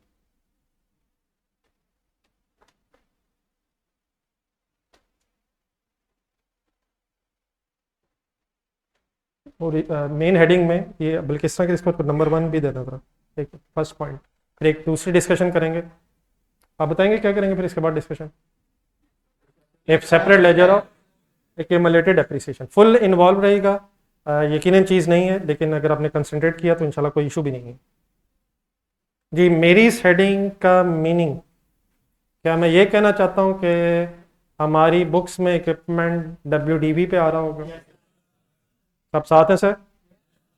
अब इस केस में बेटा क्या एंट्री करनी चाहिए फिर मुझे यार? अपना डाटा देखें, अब जरा मेरा डाटा ऊपर चला गया। कैश डेबिट कितने से? 4,50,000 से। इक्विपमेंट क्रेडिट कितने से? वो हमारी बुक्स में आई 350 पे रहा होगा, तो 350 से। लेकिन ये एंट्री बैलेंस नहीं हो रही, मुझे बताने दें जरा बात आप पूरी, सिर्फ आप देखिएगा पहले जरा। कैश बेटा डेबिट जितना आ रहा है मीन्स 4,50,000। इस केस में इक्विपमेंट फिर हमारी बुक्स में ऑलरेडी WDV पे ही होगा, तो इक्विपमेंट क्रेडिट या कैश अकाउंट, चले पूरे वर्ड छोड़ देते, इक्विपमेंट क्रेडिट फिगर बोला 3,50,000। Any confusion? मत लिखें प्लीज़, छोड़ दें एक minute. Any confusion the figure? इसका मतलब अगर WDV पे लेजर बन रहा होगा, एसेट अकाउंट WDV पे होगा, तो हम एक में एसेट को WDV पे क्रेडिट कर रहे होंगे। दैन बिल्कुल टेंशन की ज़रूरत नहीं है, ये एंट्री अब बैलेंस नहीं है। रिलैक्स होकर देखना है कि क्यों बैलेंस नहीं है। नंबर 1, क्या कैश ज़्यादा आ रहा है? तो मैंने अगर ये एंट्री बैलेंस करनी है तो आप मुझे बताएंगे मैं किन अमाउंट्स में ज़रा 1 लाख और लिखूं? क्या मेरे डेबिट्स ज़्यादा हैं या क्रेडिट्स ज़्यादा हैं? मेरे इस वक्त डेबिट्स ज़्यादा हैं, क्रेडिट्स कम है, तो 1 लाख अभी क्रेडिट्स में और आना चाहिए। तो ये 1 लाख क्रेडिट्स में जो आ रहा है, सही है वर्ड्स मेरा? ये क्या है? ये गेन ऑन डिस्पोजल है। ठहर जाएं ठहर जाएं ठहर जाएं प्लीज, ठहर जाएं। बेसिक डेबिट क्रेडिट के रूल्स जरा ज़हन में लाएं। गेन्स इनकम्स क्रेडिट होते हैं, एक्सपेंसेस लॉसेस डेबिट होते हैं। तो अगर आपकी इस एंट्री में बैलेंसिंग फिगर क्रेडिट अमाउंट्स में आ जाए, अगर आपकी इस एंट्री में बैलेंसिंग फिगर क्रेडिट अमाउंट्स में आ जाए, तो वो गेन होगा। और गेन कहाँ जाएगा? प्रॉफिट एंड लॉस में जाएगा। प्रॉफिट एंड लॉस में कहाँ जाएगा? अदर इनकम में चला जाएगा। अदर इनकम में चला जाएगा। क्या इस एंट्री में हमेशा ही गेन होगा? Full concentrate. 1 मिनट में एक सिनेरियो और बता दूं ताकि आप टेंशन ना लें। लेट्स अज्यूम 2 लाख का अगर बेचा है, कैश 2 लाख है, WDV 3,50,000 है। अब बताएं मेरी कौन सी अमाउंट्स में कमी है? मेरे अब डेबिट्स कम है। कितने से कम है? डिफरेंस लें। अब 1.5 लाख कहाँ आएगा? डेबिट्स में। अगर ये 1.5 लाख डेबिट्स में आ रहा है, वैसे गेन बनता है लॉस बनता है? तो अब अगर डेबिट्स में डिफरेंस आ जाएगा तो loss on disposal, profit and loss में, कोई अदर एक्सपेंसेस में समवेयर चला जाएगा जहां ऑपरेटिंग एक्सपेंसेस वगैरह हम लिख रहे होते हैं। तो इस एंट्री को करने का तरीका फाइनली क्या है? आपने कैश ढूंढना है, उतने से डेबिट कर लेना है। अगर एसेट अकाउंट WDV पे है तो एसेट की WDV ढूंढ लेनी है और देन रिलैक्स होकर इस एंट्री को बैलेंस करना है। अगर डिफरेंस क्रेडिट अमाउंट्स में आ गया तो गेन होगा, और वाइस वर्सा बोलें, अगर डेबिट अमाउंट्स में आ गया तो फिर लॉस होगा। तो balancing figure can either be gain और लॉस डिपेंडिंग अपॉन के कैश ज़्यादा है या कैश कम है WDV से। सबको क्लियर है प्लीज़? एक आखिरी चीज़ सर ज़रा मुझे बता दें, इस केस में मैं एक सेकंड बता दूं। ये मेरी एंट्री में, अब ये तो सबको पता है ना कि डेबिट अमाउंट्स क्रेडिट अमाउंट्स बराबर होती हैं, लेकिन ये ज़रूरी नहीं कि हेड्स दो ही हों। कंपाउंड एंट्री, होपफुली वर्ड सुना होगा आपने। एक कंपाउंड एंट्री है, उस कंपाउंड एंट्री में बैलेंसिंग फिगर गेन लॉस आ सकता है। Any confusion? मेरी सजेशन ये है कि अगर कन्फ्यूजन है तो पहले डिस्कस कर लें, वरना लिखना होपफुली कोई इशू नहीं है। Any question please? चलें पे लिख, और साथ प्रॉफिट एंड लॉस भी वर्ड लिखें।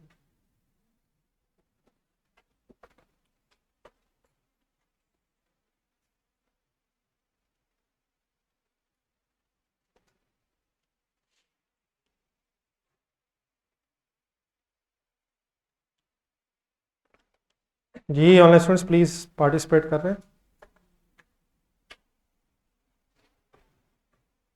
Any problem please?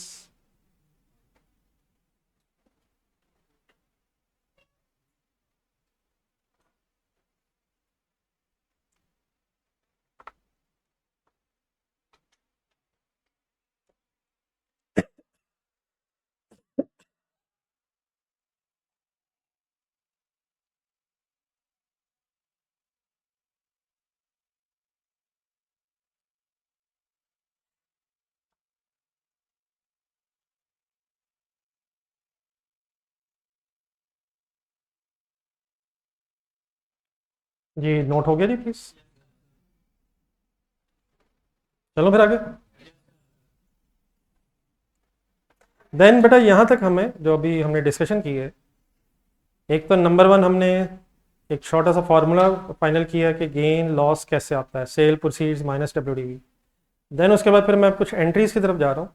तो एंट्री में भी गेन लॉस कैलकुलेट किया जा सकता है, अकाउंटिंग एंट्री करके भी गेन या लॉस कैलकुलेट हो सकता है। ये बात ठीक है मेरी प्लीज़? मैथमेटिकली भी हो सकता है, सेल प्रोसीड्स माइनस WDV, लेकिन अकाउंटिंग पॉइंट ऑफ व्यू से आप एक एंट्री करके भी गेन या लॉस बैलेंसिंग फिगर निकाल सकते हैं। क्लियर है वर्ड्स मेरे? लेकिन हमारा जो एग्जामिनर है वो समटाइम्स आपको टेस्ट करने के लिए, ये भी कह सकता है कि डिस्पोजल की एंट्री बताएं, जो आपके सामने आ गई है। लेकिन समटाइम वो आपको टेस्ट करने के लिए ये भी कह देता है कि एक डिस्पोजल अकाउंट का लेजर बनाएं और उस लेजर में यही गेन लॉस कैलकुलेट करके दिखाएं। देखिए, गेन है या लॉस है ये हम कैलकुलेट कर चुके थे मैथमेटिकली भी, लाख गेन है, लेकिन फिर हम उसे अकाउंटिंग पॉइंट ऑफ व्यू से एंट्रीज की तरफ लेके आए। तो अब examiner sometimes accounting entry of gain loss मांग सकता है, फिर हमारे जहन में ये आना चाहिए। लेकिन कभी कभी वो यही गेन या लॉस आपसे एक लेजर में कैलकुलेट करवाता है और आपसे फिर ये रिक्वायर कर रहा होता है कि आप एक डिस्पोजल अकाउंट के नाम से एक टी फॉर्म में लेजर बना के गेन या लॉस कैलकुलेट करके दिखाएं। तो हमें, क्योंकि एग्जामिनर किसी तरह भी टेस्ट कर सकता है, इसलिए फिर हमें हर एंगल से प्रिपेयर होना चाहिए। क्या मैं ये कह रहा हूँ कि एंट्री करके गेन लॉस नहीं आ सकता? आ सकता भी छोड़ें, आ गया है, आ चुका है। लेकिन अगर एग्जामिनर हमसे कहे कि डिस्पोजल अकाउंट के नाम से एक लेजर बना के गेन लॉस निकालना है, तो वो भी हो सकता है। उसका ये मतलब नहीं कि ये गलत है, ये भी हो सकता है। एंट्री फॉर्म में भी गेन लॉस आ सकता है और लेजर बना के भी, इंशाल्लाह मैं अभी आपके सामने डिस्कस करूंगा कि गेन लॉस आ सकता है। मैंने जो कहा है इसको थोड़ा सा लिख लेते हैं। Sometimes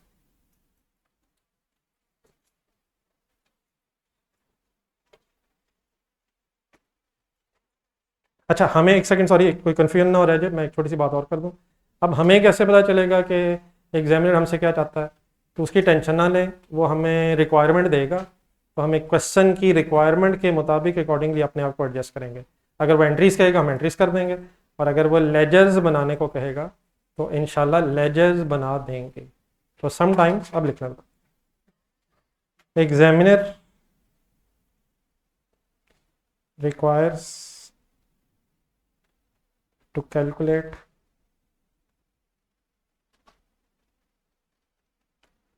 gain or loss in a ledger called as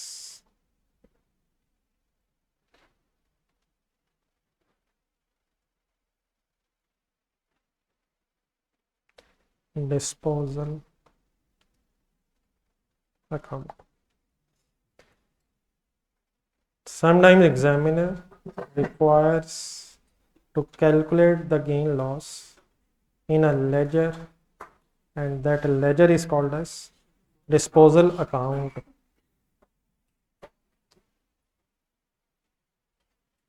कुछ सोच सकते हैं आप, ये डिस्पोजल अकाउंट क्यों बनाया जा रहा है? वंस अगेन गेन लॉस के लिए। क्या एंट्री करके गेन लॉस नहीं आता? आ सकता है, लेकिन ऐसे भी आ सकता है। तो हम ऐसे कब करेंगे? जब हमें क्वेश्चन पढ़ के लगेगा कि हमसे डिस्पोजल अकाउंट मांगा जा रहा है। What is the purpose of this ledger? To calculate gain loss, to calculate the gain loss. अगर बेटा ये लेजर बनाना है तो फिर ये लेजर बनाने के लिए क्या करना है? जस्ट कंसंट्रेट करना। क्या आपको ये पता है कि अगर हमने गेन लॉस निकालना है तो हमें सेल प्रोसीड्स मींस कैश और WDV को कंपेयर करना है? सर, अगर हमने गेन या लॉस तक पहुंचना है तो हमें जस्ट किसको किससे कंपेयर करना है? सेल प्रोसीड्स मतलब कैश को एसेट की WDV से कंपेयर करना। और अगर सेल प्रोसीड्स ज़्यादा होंगी गेन बन जाएगा, और वाइस वर्सा लॉस भी हो सकता है। इन अदर वर्ड्स, ये बात मैंने इसलिए दोबारा रिपीट किया आपके सामने कि अगर हमने डिस्पोजल अकाउंट बनाना है तो ये एक लेजर है। अभी आप यहाँ से आगे कुछ ना लिखिएगा प्लीज़। तो ये बिल्कुल उसी तरह है जिस तरह एक मशीनरी का लेजर है, कैश का लेजर है, बैंक का लेजर है, वगैरह वगैरह है। उसी तरह ये डिस्पोजल अकाउंट है, मींस एक लेजर है, एक डेबिट साइड है, क्रेडिट साइड है। अब अगर इस लेजर में मैं सेल प्रोसीड्स और WDV को ट्रांसफर कर लूं, क्या बोला मैंने? तो गेन होगा तो गेन आ जाएगा, लॉस होगा तो लॉस आ जाएगा। दो ही चीजें। तो अगर दो चीजें कैश और एसेट, सेल प्रोसीड्स और एसेट, इस लेजर में एंट्री से ट्रांसफर हो जाए तो ये लेजर इंशाल्लाह हमें अभी आपके सामने गेन या लॉस की कैलकुलेशन कर देगा। तो कैसे ये सब हो जाएगा? Concentration full. ज़रा आपने जो ऊपर एक एंट्री लिखी है अभी डिस्पोजल वाली, वो ज़रा मुझे बोल के दोबारा सुनानी कि क्या है। क्या ये सबको कंफर्म है कि कैश डेबिट होना है? और क्या ये भी सबको कंफर्म है कि इक्विपमेंट ने क्रेडिट होना है? और इस वक्त क्योंकि हम एसेट अकाउंट डब्ल्यूडीवी पे समझ रहे हैं, तो डब्ल्यूडीवी पे क्रेडिट होना है। सर क्या ये कंफर्म है सर कि ये होना है? तो बेटा होना तो ये है, लेकिन अगर डिस्पोजल अकाउंट बनाना है तो ये एंट्री कंपाउंड करने की बजाय दो हिस्सों में अलग हो जाएगी। अगर इस एंट्री को कंपाउंड लिख दिया जाए और बैलेंस कर लिया जाए तो एंट्री फॉर्म में गेन और लॉस कैलकुलेट हो जाएगा। ओके है प्लीज? लेकिन अगर डिस्पोजल अकाउंट बनाना है तो कैश की एंट्री अलहदा डिस्पोजल अकाउंट में कर लेंगे, और आगे हिम्मत करेंगे तो हिम्मत हिम्मत हिम्मत, और इक्विपमेंट की एंट्री अलहदा डिस्पोजल अकाउंट में कर लेंगे। क्या हम जो मर्जी करें, कैश डेबिट होना है सर क्योंकि आ रहा है। सर सर सर हम जो मर्जी करें तरीका, लेजर बनाएं, एंट्री करें, क्या कैश ने बेटा बढ़ना है और डेबिट ही होना है? और इक्विपमेंट का बताएं, काम ही होना है, क्रेडिट ही होना है। अगर इन्हें इकट्ठा कंपेयर कर देंगे तो फिर एंट्री फॉर्म में गेन लॉस आ गया था, लेकिन अगर डिस्पोजल अकाउंट बनाना है तो इसको अलहदा अलहदा, कैश को अलहदा ट्रांसफर कर दें डिस्पोजल अकाउंट में और इक्विपमेंट को अलहदा ट्रांसफर कर दें डिस्पोजल अकाउंट में। और इंशाल्लाह जब ये आप ट्रांसफर एंट्रीज कर लेंगे तो डिस्पोजल अकाउंट बैलेंस होके गेन होगा तो वो आ जाएगा, वरना लॉस भी आ जाया करेगा। कह मैं क्या रहा हूं, अब सिर्फ कैश को अलहदा देखें जो ऊपर मैंने लिखा। क्या कैश डेबिट हो रहा है? अब अगर इसे डिस्पोजल अकाउंट में ट्रांसफर करना है तो ये पहली एंट्री इस तरह से कंप्लीट हो जाएगी, cash debit disposal account credit. एक सेकंड मेरी इस एंट्री का मीनिंग समझा जरा। कैश एसेट है, उसने डेबिट होना है। डिस्पोजल अकाउंट क्रेडिट करने से क्या होगा अपने जहन में, वैसे मैं भी लेजर भी बनाता हूँ, जरा डिस्पोजल अकाउंट जहन में बनाने की कोशिश करें जरा। सर नहीं बना, सर नहीं बना, सर नहीं बना। एक टी बन गई है सर, टी के ऊपर क्या लिखा नजर आ रहा है? अगर मैं इस तरह से एंट्री करूं तो इससे क्या होगा, ये जो कैश है डिस्पोजल अकाउंट में क्रेडिट साइड पे आ जाएगा, कैश इटसेल्फ अपने लेजर में डेबिट होगा और सेकंड इफेक्ट डिस्पोजल अकाउंट के लेजर में क्रेडिट हो जाएगा। मेरी इस एंट्री का मकसद ये है कि कैश डिस्पोजल अकाउंट के अंदर आ जाए। लेकिन क्या बात खत्म हो जाएगी? अब क्या करना है मुझे? इक्विपमेंट का क्या करना है? डिस्पोजल अकाउंट में ट्रांसफर करना है। तो ये जरा आप हेल्प करेंगे, ये एंट्री कैसे कंप्लीट होगी? इक्विपमेंट इटसेल्फ क्रेडिट हो रहा है, डिस्पोजल अकाउंट में अगर मैं डेबिट कर दूं तो ये वाली फिगर किस तरफ आ जाएगी? डिस्पोजल अकाउंट में किस तरफ आ जाएगी? बात क्लियर है सर मेरी? सर मेरी बात क्लियर है सर? सर मेरी बात क्लियर है सर? सॉरी 350। ये वाली जो दूसरी एंट्री है ये हमेशा किस अमाउंट से किया करेंगे अगर एसेट अकाउंट डब्ल्यूडीवी पे है तो? डब्ल्यूडीवी पे सर। दूसरी एंट्री किस अमाउंट पे करेंगे? At WDV. और इस वक्त एट डब्ल्यूडीवी का मतलब हम ये अज्यूम कर रहे हैं कि एसेट अकाउंट्स हमारी बुक्स में डब्ल्यूडीवी पे थे। तो क्या मेरी इन दो एंट्री से ये कैश और एसेट डिस्पोजल अकाउंट में चला जाएगा? कैश कितना जाएगा प्लीज फिगर? एसेट कितना जाएगा? अगर मुझे 1 मिनट और दें, मैं जरा पिक्चर पूरी रख दूं, फिर आप कंप्लीटली लिख लीजिएगा। ये जरा मेरी पोस्टिंग कंप्लीट करवाएं जरा। डिस्पोजल अकाउंट के लेजर में 4,50,000 कहाँ लिखूं? पोस्टिंग एरर अफोर्ड नहीं कर सकते हम, रेफरेंस लिखवाएं, क्या लिखूं? यकीनन कैश का लेजर अपना जरूर होगा, उसमें क्या रेफरेंस होगा, अमाउंट किधर होगी? डिस्पोजल के अकाउंट का रेफरेंस होगा, 4,50,000 डेबिट साइड पे कैश के लेजर में होगा। हम इस वक्त किससे इंटरेस्टेड हैं जी? सेकंड एंट्री देखें, डिस्पोजल डेबिट है, किधर जाऊं? डेबिट साइड पे। रेफरेंस किधर लिखूं? सॉरी रेफरेंस क्या लिखूं? Sorry equipment. इक्विपमेंट का लेजर जहन में लाएं। क्या इक्विपमेंट का लेजर नहीं बनेगा? उसमें ये फिगर किधर आएगी? और रेफरेंस डिस्पोजल होगा। जब ये दो फिगर्स हो गई हैं तो ऊपर देखें डिस्पोजल अकाउंट कैश भी आ गया है, डब्ल्यूडीवी भी आ गई है, बस ये दो चीज़ें अगर आ गई हैं तो बाकी every other thing remain same, just like any other ledger. इस लेजर को ज़रा मुझे बैलेंस करवा दें, करवा दें, करवा दें, प्लीज़ करवा दें। पहले किधर लिखूं, किधर किधर किधर? क्या हमेशा क्रेडिट साइड पे पहले लिखा जाता है? हायर साइड पे मैंने लिखा, ऐसे ही है सर। ऑपोजिट बी टोटल कितना होना चाहिए, लेकिन आ कितना रहा था 350। क्या मेरा ये लेजर बैलेंस है? करवा दें। 1 लाख किधर लिखूं? क्या ये क्रेडिट बैलेंस आ रहा है? और यार डेबिट साइड पे लिखा हुआ है यार। क्या मेरी तरह कोई डॉक्टर तो नहीं है प्लीज? क्या ये क्रेडिट बैलेंस है सर? तो अगर लेजर बैलेंस करके क्रेडिट बैलेंस आ जाएगा तो this is gain on disposal हो जाएगा, और अगर कभी डेबिट बैलेंस आ जाए तो लॉस भी हो सकता है। देन ये जो 1 लाख है ये डेफिनेटली बैलेंसिंग फिगर है। जस्ट अ सेकेंड, मुझे ज़रा एक और ज़रा आपसे ज़रा पुरानी चीज़ कंफर्म करनी है। इस 1 लाख के साथ बताएंगे मैं क्या लिखूं? ये कंफर्म है कि गेन है? कैसे? कैश ज़्यादा है, क्रेडिट बैलेंस है, तब इस गेन ने प्रॉफिट एंड लॉस में जाना है। तो मैं थोड़ा ज़रा पिछला आपका नॉलेज ज़रा देखना चाहता हूँ कि मेरे से तो मेरा आपसे मैच करता है कि नहीं, क्या मेरा आउटडेट तो नहीं हो गया हुआ। इसके साथ क्या लिखना है, कोई सीडी बैलेंस? हाँ जी, ये मैं कुछ सुनना चाह रहा हूँ। हाँ जी, इसे प्रॉफिट एंड लॉस में जाना है। तो प्रॉफिट एंड लॉस वाली जो चीज़ें होती हैं शायद उनके कैरिड डाउन और ब्रॉड डाउन, ये है कुछ जहन में इस तरह की चीज़? स्टेटमेंट ऑफ फाइनेंशियल पोजीशन, क्या लेजर्स में ऐसे ब्रॉड डाउन होते हैं? क्या लेजर्स में ब्रॉड डाउन बैलेंसेस हो सकते हैं? लेकिन किन लेजर्स में ब्रॉड डाउन बैलेंसेस होते हैं? इनकम्स और expenses for the year calculate हो रहे होते हैं। आइडिया है इस चीज का?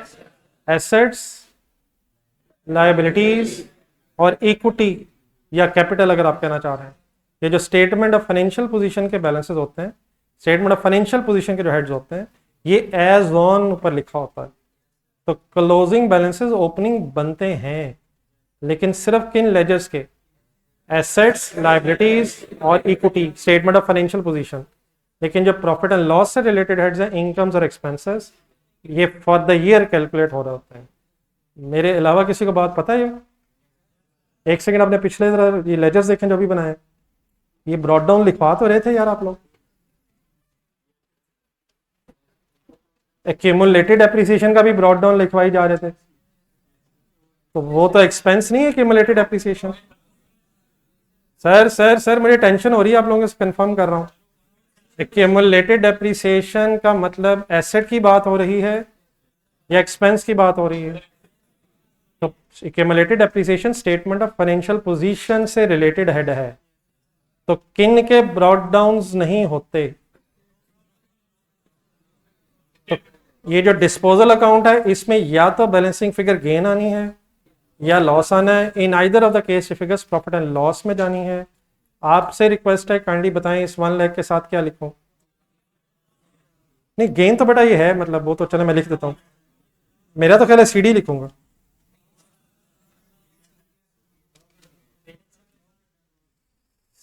सीडी यार अभी पहले लिख तो रहे थे यार, कमाल हो गया यार। और यार C/D लिखा यार मैंने। ये मेरी तरह सारे मेरे जैसे लग रहे हैं मुझे।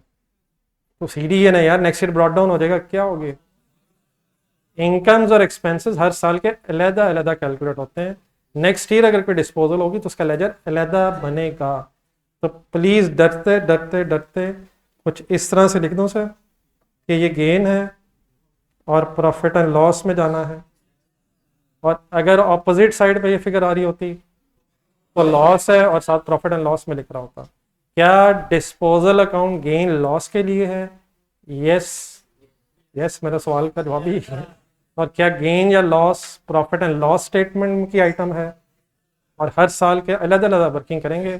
इस साल का गेन लॉस इस साल के प्रॉफिट एंड लॉस में, और अगर कोई नेक्स्ट ईयर होगा तो नेक्स्ट ईयर फिगर प्रेजेंट होगी। Any confusion please? अब मेरी सजेशन ये है कि पहले आप भी खाली लेजर बनाएं और इस तरह पोस्टिंग ना करें। पहले नीचे एंट्रीज लिखें और फिर उन एंट्रीज को देख के इंडिविजुअल पोस्टिंग करें। जी बेटा ऑनलाइन स्टूडेंट्स, बहुत सारी बातें हो गई, होपफुली समझ आ गया। Any confusion? अच्छा, during the class please kindly, मेरे ख्याल में तो 100% कंसंट्रेशन चाहिए होती है, तो इररिलेवेंट चीज़ों में प्लीज़ आपस में डिस्कशन, अल्लाह ना करे कि मैं आपकी दोस्ती के कोई ख़िलाफ़ हूँ, अल्लाह ताला आपकी ये दोस्तियाँ यारियाँ सब कायम रखे, लेकिन पढ़ाई के दौरान मेरा ख्याल है डिस्टर्बेंस होती है, तो चीज़ें समटाइम्स बगैर समझे फिर आगे चली जाती हैं, तो वो फिर बात उस तरह से बनती नहीं है। तो प्लीज़ ड्यूरिंग द क्लास अगर फुल इन्वॉल्व रहें तो डेफिनेटली समझ भी अच्छा आएगा और बाकी लोग भी डिस्टर्ब नहीं होंगे।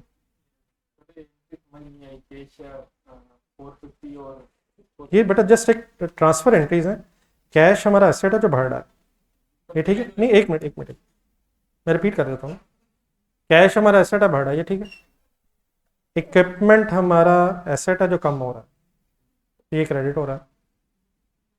एक वे ये है जो पहले आपने अभी लिखा था, कैश इक्विपमेंट इकट्ठा कंपेयर कर लें और एंट्री बैलेंस कर लें, तो उस तरह से करेंगे तो गेन आ जाएगा, लॉस होगा वो भी आ जाएगा। लेकिन अगर एग्जामिनर कहे कि ये फिगर्स डिस्पोजल अकाउंट में लिख के दिखाएं और फिर बताएं कि गेन है या लॉस है, मीन्स लेजर बना के दिखाएं, तो फिर हम ये कैश की एंट्री कर लेंगे, कैश डेबिट, कैश तो आ रहा है, डेबिट ही होना है, लेकिन उसको ट्रांसफ़र करने के लिए डिस्पोजल अकाउंट क्रेडिट। मशीनरी जा रही है, उसने क्रेडिट ही होना है, उसके अगेंस्ट उसको मशीनरी अकाउंट को डिस्पोजल अकाउंट में ट्रांसफ़र करने के लिए डेबिट। तो इन डेबिट क्रेडिट का जस्ट मकसद क्या है, ये डिस्पोजल अकाउंट क्रेडिट और डेबिट, कि ये जो कैश है और जो मशीनरी है ये डिस्पोजल अकाउंट में ट्रांसफ़र हो जाए और देन इनका आपस में कंपैरिजन होके गेन या लॉस कैलकुलेट हो। ठीक है प्लीज? कैश आ रहा है, उसने डेबिट ही होना है, मशीनरी जा रही है, उसने क्रेडिट ही होना है। लेकिन सेकंड इफेक्ट के तौर पे कैश अगर डेबिट है तो डिस्पोजल अकाउंट क्रेडिट, ताकि ये कैश डिस्पोजल अकाउंट में चला जाए, और मशीनरी अगर क्रेडिट है तो डिस्पोजल अकाउंट डेबिट, ताकि ये मशीनरी भी डिस्पोजल अकाउंट में ट्रांसफ़र हो जाए। तो these are just transfer entries. ठीक है? ये एक मिनट,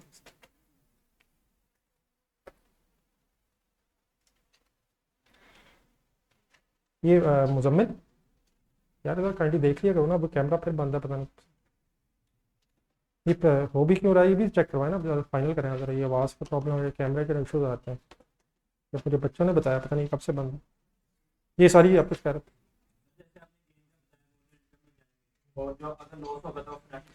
नहीं बेटा, फाइनेंशियल चार्जेस होते हैं जो बैंक से रिलेटेड इंटरेस्ट है या बैंक चार्जेस है। अगर ये लॉस एंड डिस्पोजल तो ऑपरेटिंग एक्सपेंसेस में लिख लें। ये प्रॉफिट लॉस स्टेटमेंट एक मिनट ध्यान में बनाएं जी, एक मिनट ज़रा लिख लें सारा, जस्ट अ मिनट। ये अगर नोट कर लेंगे तो फिर बताइएगा ज़रा, एक सेकंड सारे नोट कर लें, मैं खुद बताता हूँ।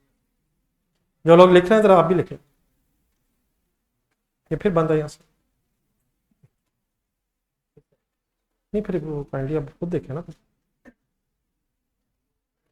Please please. अगर लिख लिया है तो जस्ट एक मिनट।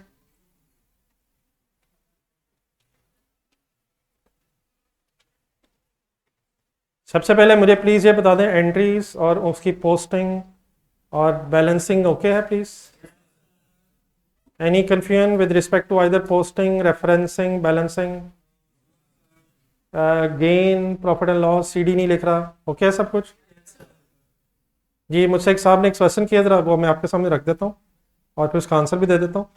गेन बेटा अगर है तो gain on disposal is simply other income, and other income means profit and loss में सबसे पहले सेल आती है, आगे बताएं, cost of sale, gross profit, उसके बाद मेरा ख्याल आप अदर इनकम लिखते होंगे या एंड में लिखते हैं जाके, दो तरह से प्रेजेंट करते होंगे, या फिर ग्रॉस प्रॉफिट के बाद अदर इनकम हेडिंग लिखते हो शायद, या फिर पहले ऑपरेटिंग एक्सपेंसेस लिख के उसके बाद अदर इनकम लिख रहे होंगे। जस्ट प्रेजेंटेशन ऊपर नीचे शायद हो रही हो। बल्कि चले इससे पहले कि आपकी बात मैं पूरी करूं, ये भी बता देना, ऑपरेटिंग एक्सपेंसेस वर्ड यूज़ करते हैं आप या सेलिंग एडमन? मेरा ख्याल इंटरचेंजेबली शायद ऑपरेटिंग कह लेते हो, लेकिन ज़्यादातर कॉमन अब वर्ड शायद सेलिंग एडमन यूज़ करते होंगे आप, या अलग लिख लेते होंगे सेलिंग एक्सपेंसेस, एडमन एक्सपेंसेस, उनको इकट्ठा करके ऑपरेटिंग भी कह सकते हैं।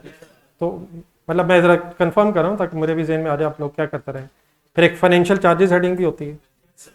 फाइनेंशियल चार्जेस में आता है जो बैंक्स का इंटरेस्ट है या बैंक चार्जेस है। तो अगर ये फॉर एग्जांपल कोई लॉस ऑन डिस्पोजल है तो कोई अलग हेडिंग भी बनाई जा सकती है, अदर एक्सपेंसेस, एक अलग हेडिंग बनाना चाहें वो भी बना सकते हैं। वरना एडमिन एक्सपेंसेस के अंदर प्लस कर दें, और अगर ऑपरेटिंग एक्सपेंसेस के हेडिंग है तो उसमें लिख दें। तो अगर लॉस है तो एक्सपेंसेस में आ जाएगा, फाइनेंशियल चार्जेस में नहीं, वो बैंकों से रिलेटेड होता है, इंटरेस्ट है, बैंक चार्जेस हैं, बैंक कमीशन अगर है, अगर आपको आइडिया है तो। गेन अदर इनकम में होगा, वो प्रेजेंटेशन ऊपर नीचे जो भी है। Gain is other income and loss is other expenses which can either be in admin expenses, या अगर आप हेडिंग सिर्फ ऑपरेटिंग एक्सपेंसेस बनाना है तो उसमें भी प्लस कर सकते हैं। ठीक है फ्रेंड्स, कोई और कन्फ्यूजन जी प्लीज? जी अब ये जो एंट्रीज हैं डिस्पोजल वाली, ये लिखी हुई सब कुछ हो गया हुआ, इसको थोड़ा सा हम ज़रा याद करने की भी अब कोशिश करेंगे, क्योंकि फिर उसकी बेस पे हमें लेजर्स बार बार बनाने हैं। तो इसको याद करने के लिए कोई रट्टा ना लगाएं। अगर आपने नोट किया हो तो ये मैंने एंट्रीज लिखते हुए पहले कैश और इक्विपमेंट में काफ़ी जुदाई क्रिएट की है। आप भी शायद सोच रहे हैं इतनी दूर दूर क्यों लिख रहा हूँ, तो उसी के अंदर मैंने एक लाइन लगाई है। तो बेस्ट यही है कि इसे भी ज़रा लॉजिकली सोचा जाए। अगर हम सेल प्रोसीड्स की बात करेंगे तो कैश ने डेबिट ही होना, ऐसे ही है, और इक्विपमेंट अगर है एसेट है उसने क्रेडिट ही होना, और अगर लेजर डब्ल्यूडीवी पे है तो डब्ल्यूडीवी पे हो जाएगा। तो कैश की एंट्री कैसे पूरी हो जाएगी? कैश इटसेल्फ डेबिट है, डिस्पोजल अकाउंट क्रेडिट होगी, एंट्री पूरी हो जाएगी। दूसरी एंट्री कैसे बनाऊं? इक्विपमेंट इटसेल्फ इस एंट्री में क्रेडिट होना है, और टेबल एंट्री पूरी कैसे हो जाएगी? Disposal debit. तो रादर देन के बस आंखें बंद और इस तरह करके कोई रट्टा लगाने की कोशिश करें, मैं ज़रा रैंडमली पूछता हूँ, ज़रा ट्राई करें ज़रा, क्या इक्विपमेंट क्रेडिट होना? तो डबल एंट्री क्या बन जाएगी? Disposal account debit and equipment credit, और कैश ने डेबिट होके डिस्पोजल अकाउंट में क्रेडिट होना। अब जो यहाँ बात हुई है वो भी थोड़ी सी मैं और समराइज ज़रा कर दूँ। अगर फॉर एग्जाम्पल हमसे एग्जामिनर ये कहे कि लेजर्स बना के गेन लॉस निकालना है, क्या बोला मैंने? तो फिर ये वाली एंट्रीज डिस्पोजल की जहन में आनी चाहिए। और अगर एग्जामिनर की रिक्वायरमेंट में लिखा हो प्रिपेयर जनरल एंट्रीज, तो जनरल एंट्रीज अगर कह रहा होगा तो फिर कौन सी एंट्रीज जहन में आनी चाहिए? ये जो कंपाउंड एंट्री थी, ये जो डिस्पोजल वर्ड्स लगा के एंट्री बन रही है, ये तब सोचेंगे जब जब जब जब जब लेजर्स रिक्वायर्ड होंगे। एग्जामिनर क्वेश्चन की रिक्वायरमेंट पढ़ा करेंगे, अगर लिखा होगा प्रिपेयर द लेजर्स, तो then cash debit disposal credit, disposal account debit asset credit, फिर ये जहन में लाएंगे। और अगर रिक्वायरमेंट में लिखा होगा प्रिपेयर जनरल एंट्रीज, तो फिर डिस्पोजल का वर्ड लगाए बगैर cash debit asset credit entry balance कर लिया करेंगे। अब आ जाए जो रिमेनिंग 5 मिनट्स हैं, इसमें ज़रा ये जो पढ़ा हमने इसको अगर समराइज थोड़ा सा कर लिया जाए कि जो डिस्कस हुआ है कब क्या करना है, तो है सर 5 मिनट्स? चले 4 होंगे यार, लिखना शुरू कर देते हैं, क्या हो गया जी? समरी ऑफ एंट्रीज, आ जाए हिम्मत करें।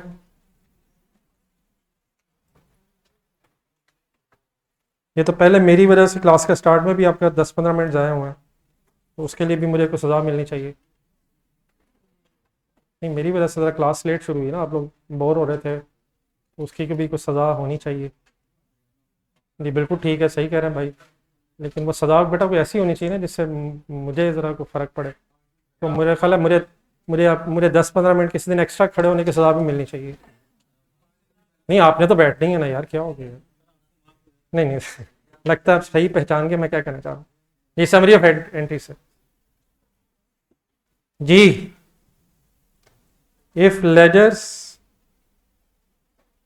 आर नॉट रिक्वायर्ड,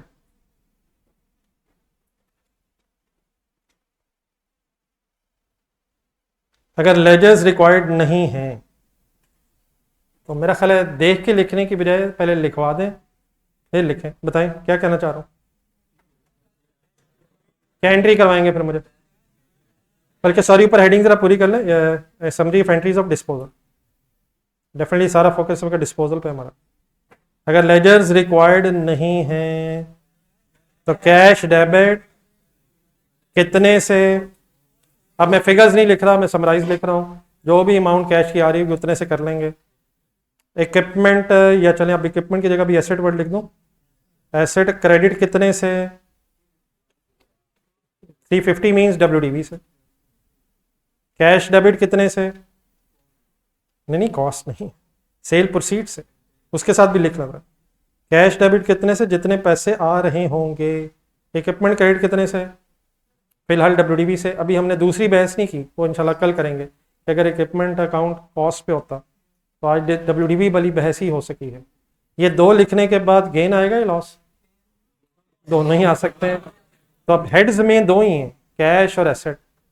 उसके बाद क्या करूं? इस तरह से लिख लें नीचे, difference can either be, sentence पूरा करवाएं, डिफरेंस कैन आइदर बी क्या या क्या, कब गेन कब लॉस ये बता दें please please please please please. Cell proceed ज्यादा होंगी, डिफरेंस क्रेडिट अमाउंट्स में आ जाएगा, गेन होगा। सेल प्रोसीड्स कम होंगी, डिफरेंस डेबिट अमाउंट्स में आ जाएगा तो लॉस होगा। डिफरेंस कैन आइदर बी, दो मेन हेड्स हैं, उसके बाद एंट्री बैलेंस कर लिया करेंगे। और difference can either be gain और लॉस से सेंटेंस पूरा समझ आ जाएगा प्लीज? Any confusion? और अगर लेजर्स रिक्वायर्ड हैं, इफ लेजर्स आर रिक्वायर्ड, तो देन क्या करेंगे? फिर कंपाउंड एंट्री की बजाय दो एंट्रीज कैश और एसेट की अलग अलग कर लेंगे। पहली एंट्री बोलें क्या करेंगे? Cash debit. बोलें बोलें सर, बोलें प्लीज, 3 दफा बोल दें प्लीज, 3 दफा। दूसरी एंट्री क्या करेंगे? Disposal account debit, asset account credit. Once again ये पहली एंट्री सेल प्रोसीड्स पे ही होगी और दूसरी एंट्री WDV पे होगी। जब भी क्लास में कोई आपसे पार्टिसिपेशन के हवाले से बात करूं, एंट्री बताएं, तो ये मतलब नहीं इसका कि चंद लोग बोल दें और सबकी तरफ से एंट्री हो जाएगी। क्या पेपर अपना अपना प्लीज़ देना है? क्या तैयारी भी अपनी अपनी है? क्या पढ़ाई अपनी अपनी ही करनी पड़ेगी? तो प्लीज़ कैश वाली एंट्री ज़रा रिपीट कर दें, दोबारा बोल दें, सही आवाज़ नहीं प्लीज़ आई है। और एसेट वाली एंट्री ज़रा मेरी तरफ देख के बोल दें ज़रा। अब एक दफ़ा देख के भी रिपीट कर लें और लिख भी लें ज़रा। जी ऑनलाइन स्टूडेंट्स, आपकी आवाज़ नहीं आई? नहीं मतलब अगर आपको अपनी आवाज़ आई है तो इंशाल्लाह मेरे तक भी आएगी। जी आई होप कि आज जो डिस्कशन थोड़ी सी हो सकी है, ये आप सही तरह समझ के वापस जा रहे हैं। कोई कन्फ्यूजन प्लीज़? चलें अभी शायद, बल्कि कल इंशाल्लाह शायद क्वेश्चन भी स्टार्ट हो जाएगा। तो जो पढ़ा गया बेटा प्लीज़ ज़रूर रिवाइज कीजिएगा यार, कोई होमवर्क खास आज नहीं दे रहा हूँ। एक छोटी सी ज़रा रिक्वेस्ट करनी है, जो हजरात कल नहीं थे, आप बेटा आपके पास मेरा ख्याल है मुबीन ये यूट्यूब पे अवेलेबल है ना? ये कल वाला जो लेक्चर है ना वो काइंडली यूट्यूब पे अवेलेबल है। खैर बहुत ज़्यादा डिस्कशन नहीं हुई है, मेथड्स ही डिस्कस मैंने किए हैं, लेकिन प्लीज़ ज़रा कल वाला लेक्चर कंप्लीट करने की कोशिश करें, ठीक है? ले लेंगे इसका कोई वो कोई लिंक वगैरह शेयर कर दीजिए। लिंक आपको शेयर हो गया हुआ है आपके ग्रुप में, तो प्लीज़ कल वाला जो हुआ था पेज आपको मिल गया हुआ है, ज़रा लेक्चर कल वाला ले लीजिएगा। बुक्स अभी इंशाल्लाह 1-2 दिन में मिल जाएंगी, बस 1-2 दिन रह गए मेरे पास, होगी बुक्स इंशाल्लाह वो प्रोवाइड हो जाए। तो ज़रूर कल वाला लेक्चर कंप्लीट करके आइएगा। अल्लाह हाफ़िज़।